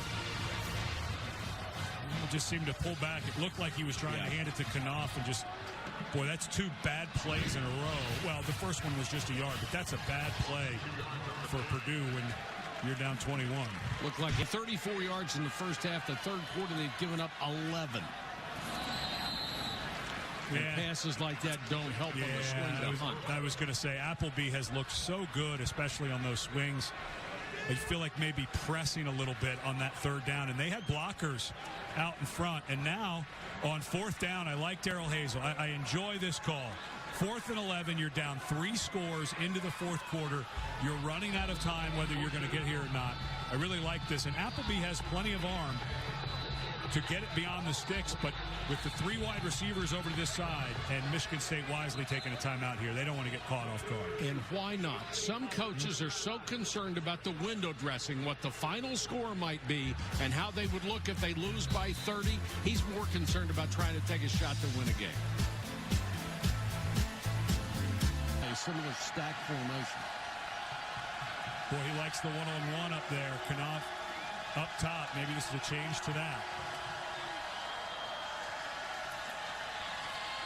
Appleby guns it over the middle. First down, Anthrop. Whatever was whistling when it got there. Big, tall guy who can sling it. He's got good accuracy and good touch. Boy, Anthrop just ran totally free. That's not very good coverage on stack receivers to that side. The safety, Demetrius Cox, just never came up to force that ball. I guess the thought is make Purdue earn it. You know, if they pick up the first, the clock is still burning, but it seemed like an awfully slow reaction. 125 yards for Anthrop. Another loose ball. Appleby coughed it up. 4 Michigan State players are there on Appleby. I don't know how you can win that battle. Well, this is the second time we've seen in the second half. Michigan State ball. Where Appleby had problems with an exchange. Yes. This time it's with Hunt. He goes to pull it out. It just slips out, and watches Calhoun goes. Well, you know what? I think they should review this. Boy, that looked to me. Got it back. That looked to me like Appleby had that ball. Ruling on the field is there was a fumble recovered by Michigan State. The previous play is under further review. The problem is you've been at the bottom of those piles too, and you know the strongest guy wins, and it's not the quarterback. It was upheld, and it's Michigan State ball at the 49-yard line. Very, very close. Right at the very end, it really does look like Austin Appleby gets a hold of this ball. But you can see right at the end there, Trey Waynes comes in, and there was no way to tell if Waynes had his arm underneath of the ball. It looked like Appleby had it, but there was no way to tell if Waynes had control of the ball as well as Appleby, because Waynes then pulled it out. And since the ruling on the field was that it was a turnover, they upheld the call. They didn't confirm it because, like I said, it sure did look like all the world Appleby had it, but just not able to tell. And give Waynes a lot of credit. You hear people say, finish the play, finish the play. Waynes comes in, the ball's still loose right there. It looked like Appleby had it, but again, you couldn't clearly tell if Waynes had his arm on the ball as well. So, unfortunately for Purdue, the fumble stood. Last play, complete pass to Lippett. This is Delton Williams getting a chance to carry the ball. Picks up about 9. And boy, you've got to be impressed with this Michigan State offense. They have a lot of weapons.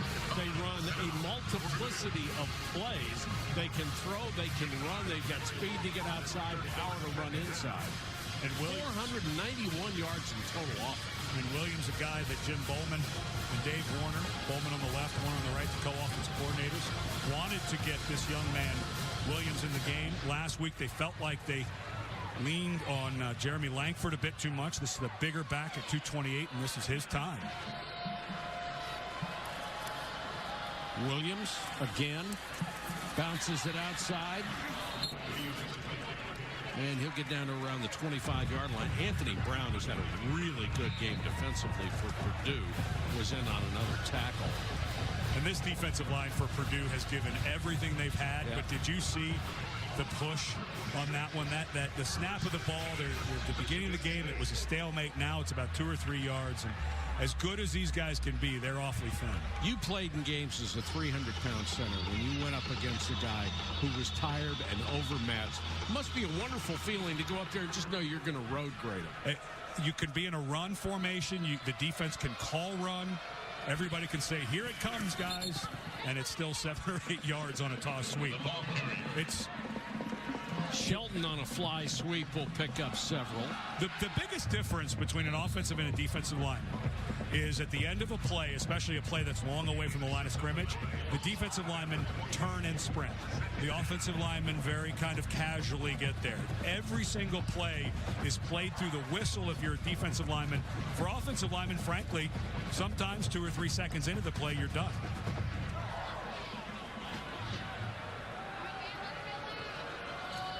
Second down, about 4. Williams, the tailback, to the left of Connor Cook. And Cook slides into second. Yes, sir. Discretion, a better part of valor. You know, he had earlier in the year, very first series of the season, he took a hit into his left knee, and everybody thought for the world it might have been the end of the season, but they strapped a left brace on there. Of course, that's the knee when you step forward and plant on it. But early in the season against Jacksonville State, they thought he may have been down. So kind of smart for him to take a slide. Well, he had a run earlier in the first half where he lowered a shoulder downfield and tried to run over somebody. Probably got yelled at for that. You would think. Cook on a little half roll, and this one's picked. Intercepted by Frankie Williams. Wow. Why are you throwing that pass? Up 21, deep in the red zone. I know you're trying to pick up the first down, but if there is anything that changes the complexion of this game, it's a pick 6. And that, you just have to see it. Frankie Williams is standing right there, and Connor Cook, lucky he was rolling to that side. If Cook throws that ball from the pocket, this is 6 points the other way. He has thrown a couple of balls in this game with the defender standing square in front of his intended receiver, and he threw it anyway. It just is sort of mind-blowing. So big break for Purdue. They take over at their own 40. Can Appleby do anything with it? They have to go fast. He'll keep. Runs into his own man and taken down after a gain of 3. Ran right into his center, Robert Kugler, or it could have been 10, 12 yards further. And I think this guy's good enough to let him throw it the rest of the way. You run the ball, and there's no way you're going to have enough clock, I think, down 21. And I think this guy's good enough to throw it. And boy, is this taking a lot of time. You went for it on 4th down before, on the drive before, being aggressive. And now look how they're down. They're going to be inside of 10 seconds. That's 30 seconds to get this play off. That's just down 21. That's too much time. You really need more of a sense of urgency. Appleby looks for Hunt, throws him on the swing. Nice tackle by Darian Harris, who cut his legs out from under it. And again, they're just going to saunter back to the line, to the huddle. Well, you know, we knew that Purdue was going to attack the flats, and it worked great to the just immediately right and left of the quarterback on the short part of the field. But now Michigan State not really worried as much about the inside run. They have a lot of guys sprinting out to the flat. If they made the adjustment they needed to, didn't they? Yeah, Mark D'Antonio, former college defensive back, coached defensive back, has been a great defense coordinator's career. He and Pat Narduzzi figured it out. Appleby throwing, got to keep this drive alive, and got it to Anthrop, who refuses to go down, trying to get enough yardage for a first down. It's going to be 4th and maybe a yard, depending on the spot. That's 8 catches.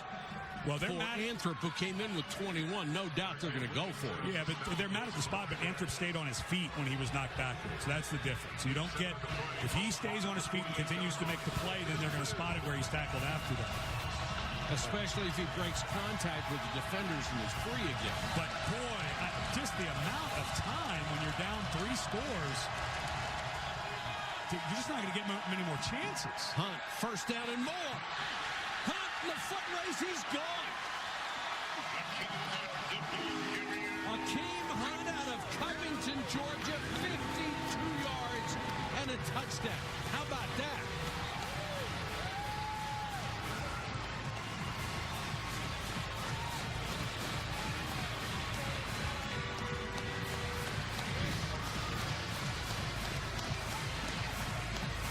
Watch the blocking on the left side of the line. Just a complete crunch block. Riley Bullock got caught inside and couldn't cover that gap.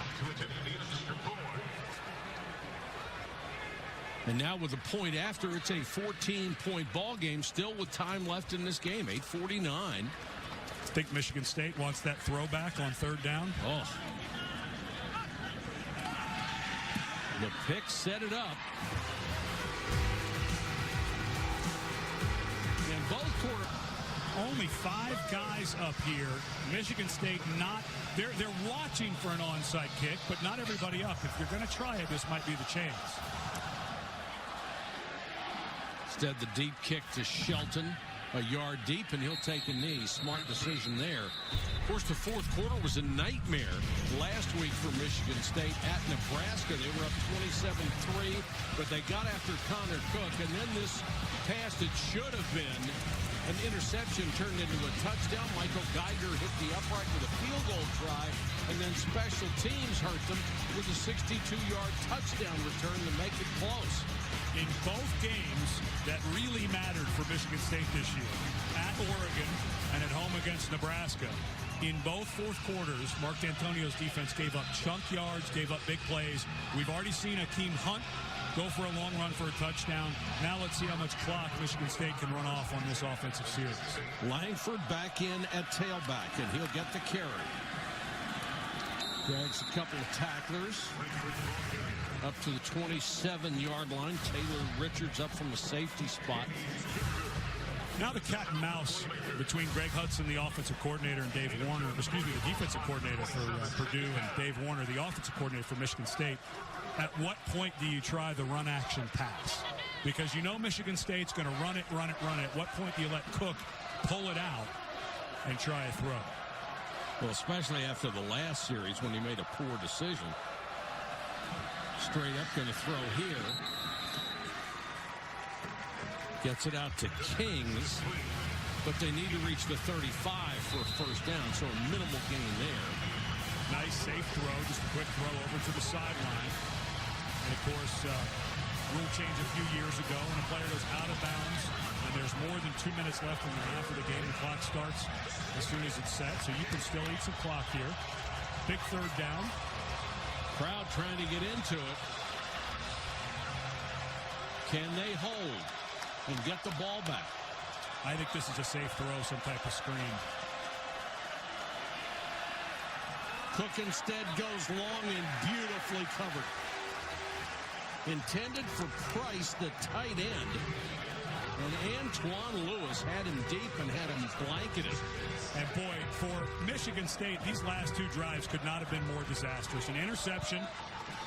You called a pass when you were down deep. They looked like that's Brad Salem, the quarterback's coach. They were talking to Connor Cook. Didn't have it open, went long, but now they haven't eaten much clock off in this drive. Much less, forget the first down, haven't eaten much clock at all. Frankie Williams is deep. Fake. And they're not going to get it. Michigan State gambles and loses. That is a defensive lineman, Lawrence Thomas, who's carrying this ball. And that fan's face says it all. You have 3 linemen back there, including a defensive lineman, and that's the guy you hand the ball to run on 4th down up 2 scores? I just don't get that decision. That is, forget out of character for Mark D'Antonio as a defensive coach. Unfortunately, there's an injury for Michigan State, but I just don't get why they made a risky call on the third down and a bad decision by Cook. But that face with that Michigan State fan shows exactly what I would be concerned about after what happened in against Nebraska last week. R.J. Williamson, the injured player, will check on him when we come back. Throwing back here. Got his arm hit as he was going back, and Sins maybe would have been better off letting that go. And I don't get the huddle with Purdue. They're down 2 scores, and they're still huddling. This is a bit mind-boggling. Look at the 40-second clock in a game where you're down 2 touchdowns. Appleby under pressure from Calhoun. Throws complete first down. Got it to Gabe Holmes, and we'll check in the studio. All right, Mike, Taco Bell studio update. Notre Dame has #1 Florida State next week, but they're losing at home to North Carolina. Heels the trick play, Quinshon Davis to Marquise Williams, 36-35 early fourth quarter. And around and a pass, and that's going to be pass interference in the end zone. Darian Hicks got lost, and rather than give up a touchdown, he just grabbed. And I don't blame him at all, because it was D'Angelo Yancey coming across, and this is going to be Anthrop throwing. Good job by the quarterback. Defense, number 2. 15-yard penalty results in automatic first down. What a play call there, huh? Yeah. Well, you needed a quick one if you're Purdue. And Anthrop, that was a good throw. He's done everything. But if they hope to contend and they are trying to make comebacks, they've got to clean up this. It takes us 45 seconds to get off every play. Yeah. They have to have some kind of a hurry-up option. It really is shocking to see how Purdue in this.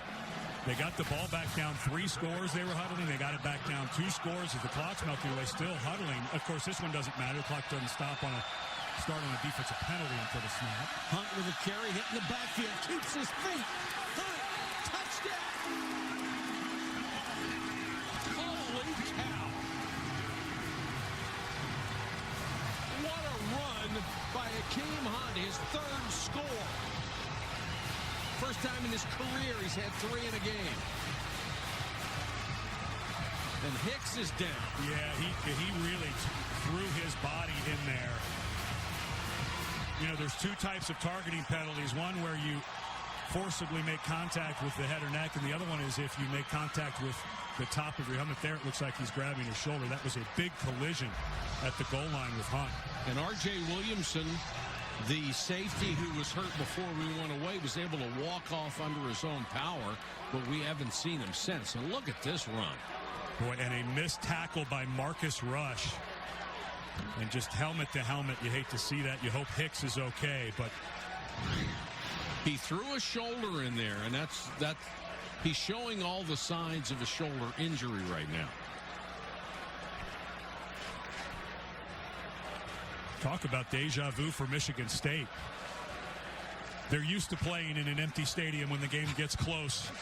Yeah. Did it last week against Nebraska, now doing it on the road against Purdue in a game that wasn't to capacity to begin with, but as Michigan State was at a 21-point lead in the 4th quarter, the Purdue fans started thinning out.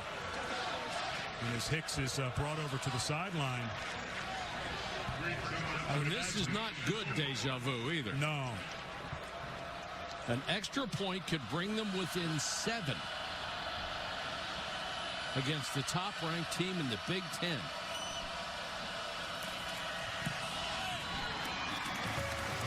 Michigan State has been outscored 33-0 in the 1st quarter or 4th quarter of the last 2 ball games. Well, it all started when Michigan State was easily going down the field and Connor Cook completely just locked in on his best receiver, Lippett, which that's been the problem when Cook struggles. He locks in on number 14, led to an interception, led to this long touchdown. And then inexplicably on 4th down, Michigan State decides to run a backup nose tackle on a fake punt that goes nowhere. And then Hunt does a good job running through the arm tackle of Marcus Rush, keeps his balance, and gets into the end zone. And now with 6:19 left, and all 3 timeouts for Purdue. If you let Connor Cook throw before, you got to let him throw now. I think you run it on first or second, but you have got to trust Connor Cook at this point to help you put this game away. You put it in his hands before, he threw 1 pick, but this Purdue defense is going to be awfully stacked at the line of scrimmage to stop the run.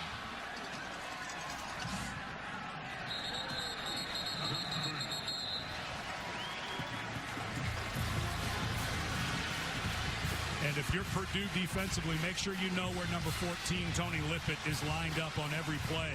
Greg Hudson, the defensive coordinator, has been rotating some coverage over to Lippett, but that's the guy you've got to think if Cook is going to throw, he's probably going to put his eyes towards number 14.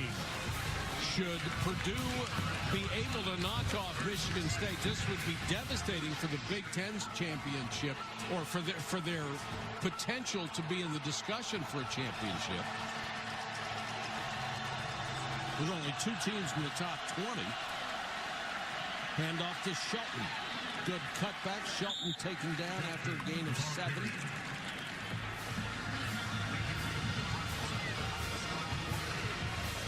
"24 first downs, first 7 drives. The last 3, only 2 combined." Well, this is the type of drive that you want your offensive line taking over. They lost 3 good linemen from last year's team. They were just trying to find a groove. Connor Cruz comes back from an injury during camp. That was first game as a starter last week back, starting to show a little toughness in the middle of this offensive line. Nick Hill, the tailback. Got a first down, and they will continue to work on the clock. Watch the play clock. They will take it down as far as they can. That's the one in red. And another injury. Jack Allen, the center, is on the Remington watch list. A first-team All-Big Ten preseason selection at center, and they're looking at his left ankle. Tonight, ESPN with a big SEC doubleheader. First at 6 Eastern, number 7, Alabama against Arkansas. Then at 9, Ole Miss, and number 14, Texas A&M.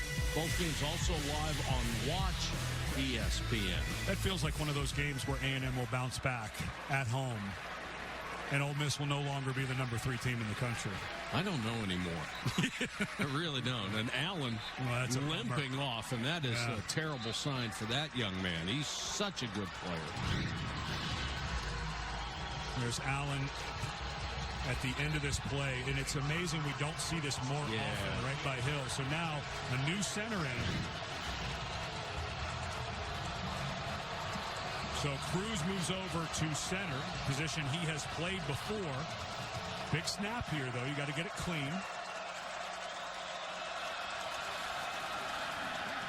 Cook on a half roll under pressure, gets away. Throws underneath to his fullback, Pendleton. Well, Ryan Russell is going to see this sack in his sleep.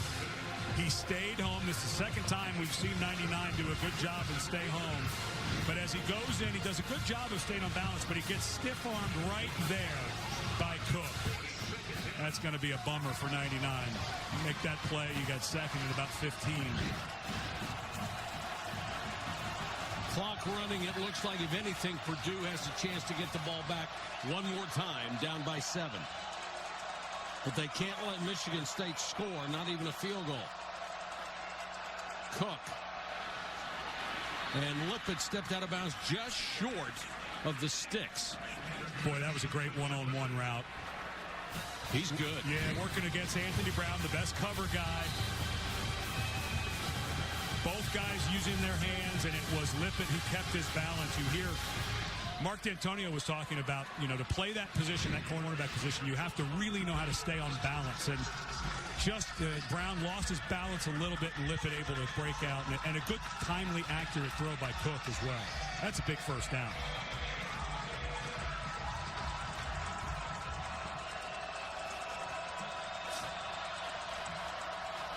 Cook hands it off to Hill. And Hill to the 47-48 yard line. Here's Robert Flores. All right, Mike, coming up top of the hour on ESPN2, Brady Hoke and his embattled coaching situation at home taking on Penn State. They've lost 2 in a row. Going with the all-blue uniforms this time. That's coming up, ESPN2. Good look, Robert. Clock just killing Purdue's chances right now. Down to 3:19. Blitz coming. Cook throws deep sideline, incomplete, intended for Lippett. Covered very well by Antoine Lewis. He's the other corner who's very good. That was a really big break for Purdue. They were getting to a place where they may have to start thinking about timeouts. Now, because of excellent coverage by Antoine Lewis, just never came off he kept his eyes on Cook. Now you've got the third down with the clock stopped, and they finally get a little electricity with a few fans that are here left. Michigan State has only converted 1 of its last 6 third-down tries. Here's Lippett up here at the top. This is the guy that they've been looking at this down and distance. Blitz coming. They don't get there. Cook with time to the sideline. Tipped and incomplete. Jamal Wiles, the tight end, went up for it. Could not pull it down. Excellent coverage by Purdue. And it's hard to believe this is the same Purdue team, but only a year later that we saw last year. Oh, it's the same Purdue team we saw just in the third quarter who looked like they were about to get run out of this building. Wiles got his hands very close. But remember, when the ball and the defender get there at the same time, they call that a bang-bang play, and they're not supposed to call it. We saw one called earlier, but that time it didn't look to me like Herman got there too early. We're not going to fake this one. And the kick, beautiful job. Knocked it out inside the 5. A 42-yard kick by Sadler. Now let's take a look at today's Good Hands play brought to you by Allstate. And it's the good hands of a corner. Well, last week against Nebraska, things got shaky in the second half. And they've gotten shaky here again. Not a good throw. Not a good read by Connor Cook, and Frankie Williams read it the whole way. Cook occasionally will lock in looking at Lippett. He did it that time, and that's what started. Led to an Akeem Hunt touchdown, then another Hunt touchdown, and finally Purdue's defense, even though Michigan State offense has stayed pretty wide open. They've let Connor Cook throw it, trying to pick up the first down. And here they go. Purdue has to go 95 yards. They have all 3 timeouts, 2:59 on the clock. There's time. But this is going to be their shot. They throw underneath. They're only going to get a couple through Anthrop. Now, you have 3 timeouts if you're Purdue. This far back, at some point. And Anthrop's hurt. That's not good news. No, that's not a guy. He's had a tremendous game.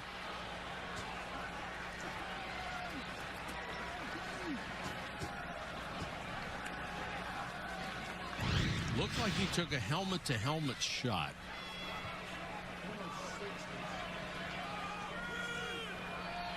Oh, boy. Yeah, you just hate to see guys flying in there. That was number 8, Lawrence Thomas. Head first. You just, you're running over there. You're trying to clean up the play. But you have to be very careful when you go in and just drop your head. It's dangerous to you. It's dangerous to the other player. Anthrop, 9 catches, 134 yards in this game. Darrell Hazel said, I bet you he has 10 catches. He's 1 short. Pressure, Knopf. And the pressure has been the difference. Whatever other adjustments they have made, Pat Narduzzi said, we're going to go after the quarterback and make his life very uncomfortable. Yeah, Knopf comes up a little banged up. That was excellent. That was excellent hustle by Lawrence Thomas. A moment ago, I was chiding him for flying in head first on Knopf, but this time, number 8, Thomas, who was the guy who got the snap on that curious fake punt earlier in the fourth quarter, but this time Thomas does a great job. You hear about pursuit from the inside out. Watch Knopf. He grabs his shoulder after he's hit. Just driven into the ground. Left arm, yeah. So you're taking the 2 most productive receivers on Purdue's offense get hurt on back-to-back plays. and at the most inopportune time. Let's check in with Janine. Well, guys, you know, Pat Narduzzi started this game up in the press box. The second half, he has been down on the field for Michigan State, perhaps sensing that they didn't want a repeat of what happened last week versus Nebraska. He has been in his guys' faces this entire second half, and especially trying to make sure that they get their front lined up right because they were putting so much emphasis on stopping those runs to the edges. Well, then he's had some guys making some busts. Lawrence Thomas was one of them, number 8. Marcus Rush, another one. So the last couple of series, he's been doing more just trying to keep guys' confidence up. Just let it go. Let it go. It's a mistake. Let it go.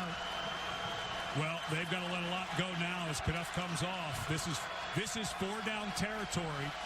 Well, that's nice to have Anthrop back. He was checked out on the sideline. I saw the medical staff looking at Anthrop, so I'm sure they went through a protocol to make sure he was healthy. They did bring him off, and I saw them talking to him. 3rd and long. Appleby. Incomplete. Excellent coverage again. Drummond and Williamson were there. Now the decision will be, you've got 3 timeouts. Do you punt it away? No. I think you got to go for it here. I just asked.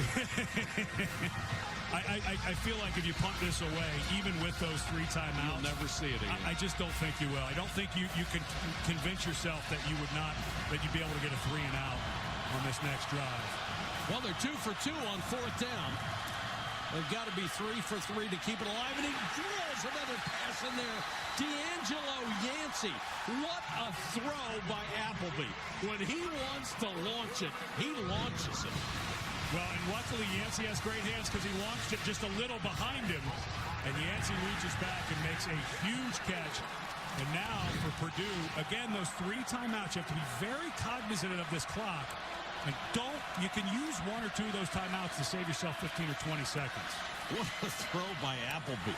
Now he goes underneath, and it's knocked away by Ed Davis, the outside linebacker. And you've got to credit Michigan State's defense. They've been so much more aggressive in the second half under Pat Narduzzi. Yeah, the front has played really well. Lawrence Thomas, specifically a guy who hadn't been playing as much with Joel Heath and Demetrius Cooper in there. But this defensive line has been giving fits on the pass rush. Oh, what a good game this has been.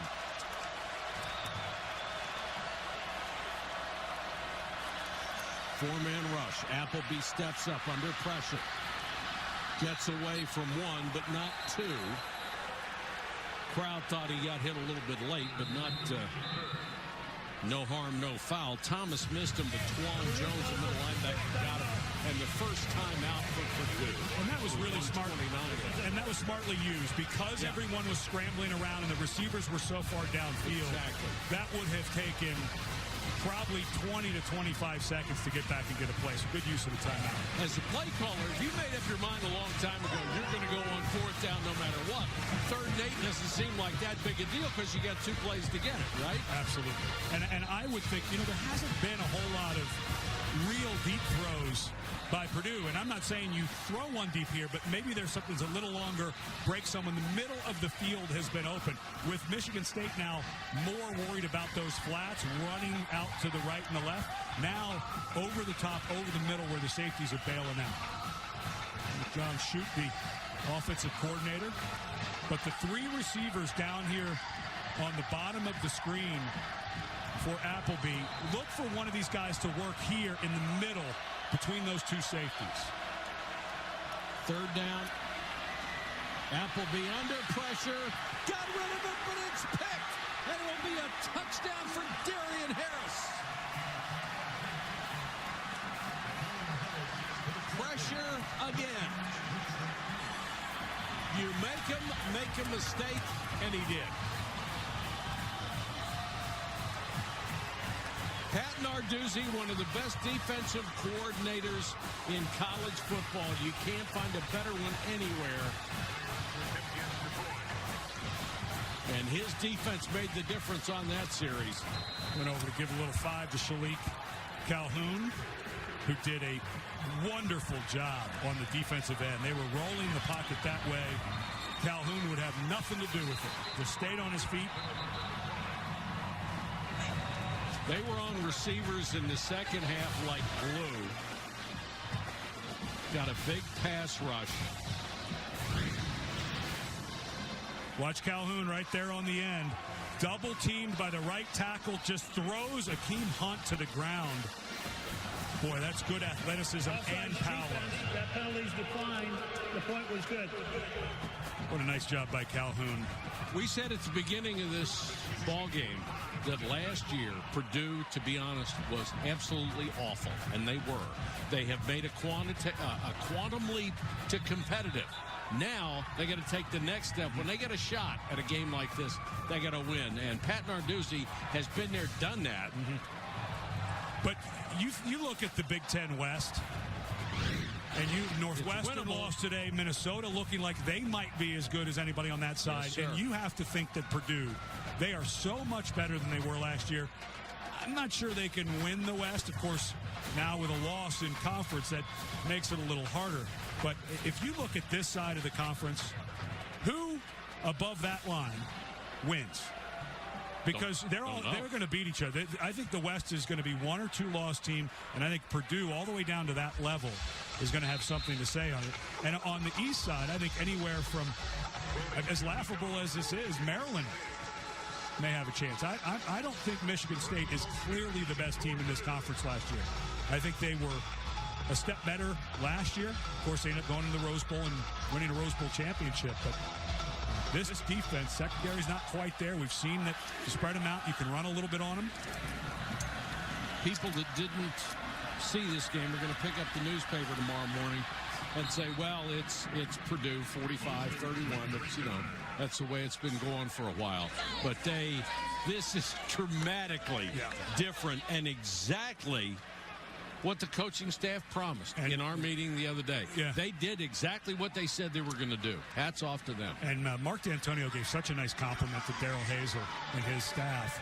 Of course, this is a team that played toe-to-toe with Michigan State last year, but D'Antonio said there's no secret to building a program. You literally have to build it one player at a time. Okay, we got one of those. Let's go to the next one. And as quickly as Hazel has started to turn things around here, and they have some players. They have some guys who can play. They have Knopf. Anthrop looked really good. I really think Austin Appleby, this young man, is going to be a fine quarterback for them the rest of the season. So they're going to scrap the rest of the way. Appleby under pressure, and down he goes. And pressure has been the key for this Michigan State defense in the second half. Boy, it really has. They have covered the flats better. They obviously have been defeating blocks a bit better out on the wide receiver screens that were giving them fits in the first half. And football, unless you're far superior or far inferior, it's all about adjustments. You do something, I go, oh, that works, I got to stop that, and then you have to do something else and vice versa. And people, people talk about adjustments like they just magically occur at halftime. Every time you come to the sideline, every play is diagnosed. What are they doing? Okay, they're running a lot of this wide receiver screen. Okay, whose responsibility is that? Okay, and it's literally just every play. Here's what they're doing. And so you're making the adjustment, and you can, because you start to get, if you build a program like they have here at Michigan State and what Daryl Hazel will eventually have here at Purdue, those adjustments become, the players start making them because they get so used to the things you do against the things that are working. Good point. And you start to get those changed sometimes during the course of a series.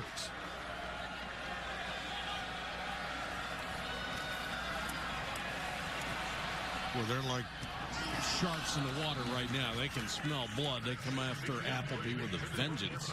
You asked me earlier about being an offensive lineman in the fourth quarter when you're running the ball. Yes. When you're an offensive lineman in the fourth quarter, down 14, all you're doing is throwing it against this defense. When you're backing up? Yeah, this is a bummer. This is really hard going for these guys. And this is a group that's gotten so much better than last year. And especially in the middle, this group gives this offense a lot of versatility.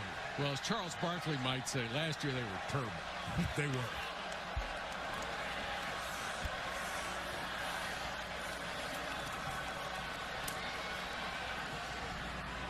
Really like Appleby's arm, though, boy. And this will be a great growth. This is his second start in college. That's right. how good he's looked at times. I put in the tape against Illinois, and I know everyone kept in these parts saying, yeah, but it was Illinois. But he stood in the pocket. He delivered the ball on time. He's good with the ball in his hands, which they have to be. It's funny, Joe Tiller laughing about how the spread has come around again and added the option. And he was talking earlier with Janine Edwards on the sideline. But this is a good, dynamic, dual-threat quarterback. I think they've really found a pretty good one here. 4th and long. Pressure coming again on Appleby, and he has to throw on the run, incomplete. And they'll turn it over on downs. We pretty much beat him up here in the 4th quarter. Now for Pat Narduzzi and his defense, they get to go home and then turn around and come right back to the great state of Indiana to play the Hoosiers, who lost today to Iowa, but have shown the ability to score some points. And then 2 in a row at home. Michigan, who we'll see what they look like tonight, but obviously reeling. Not sure Ohio State's the 15th best team in the country. I think Michigan State's better than them. Maryland, a good test. Rutgers, an okay test. And they're just better than Penn State, I think. So, but look at this. Only 2 teams from the Big Ten in the top 20. But those 2 games against Michigan and Ohio State. That'll tell. Yeah. And this is a very solid Michigan State team, but in studying them, especially in the second half against Oregon and the second half against Nebraska, not quite where they were last year. The one thing that Mark D'Antonio said he liked about this team, though, they have not lacked focus one time this year. They've been good at practice. They've been good at games. And feels very comfortable with this team, but definitely have some things to clean up. And we've seen enough of Pat Narduzzi through the years. His team's going to get better as the season goes along. They always have. Obviously, the last 3 years, he had the best defense in the Big Ten. They're not at that point right now, but they're still pretty darn good.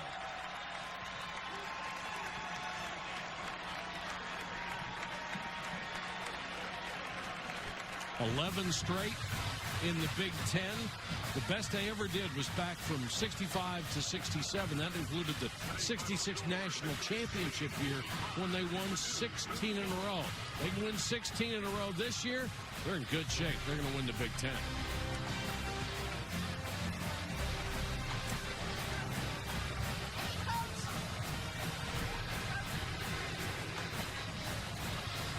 This was as interesting a game as a broadcaster as you could possibly hope for. And all of the growth for Purdue is so nice to see. And yeah. Michigan State just seems to be the same every year, don't they? Let's check in with Janine. Coach Antonio, congratulations. You know, even though you guys were a heavy favorite, you were wary of Purdue. Your thoughts on how your team was able to adapt throughout this game? Well, I continue to say all week that, Purdue's an improved football team, so, expect them to play. It's always a very close game over here. And, we came out second half, played very well, got up by 21, but they kept fighting. But we closed it out at the end. What was the biggest adjustment you made defensively that you think made the most difference? Well, we need to stop the bubble route, the little swing routes and things of that nature and get up there and tackle better, and I think we did that. The one thing you emphasized to your team this week, coming off your game last week with Nebraska, was finish. How do you feel your team finished in this 4th quarter? Well, we finished. We got a touchdown. I thought our offense played very well, responding every time. And, nothing's easy out there, so we'll just keep playing. But, hey, we finished the football game and came out on the end. We sure did. Thanks, Coach. Congratulations. Thank you, Coach. Thank you, Janine. Once again, our final score, Michigan State wins at 45-31. For Ed Cunningham, Janine Edwards, and our entire crew, this is Mike Patrick saying so long from West Lafayette, Indiana. Now we send you to John Saunders in the studio. John. All right, guys, thanks a lot.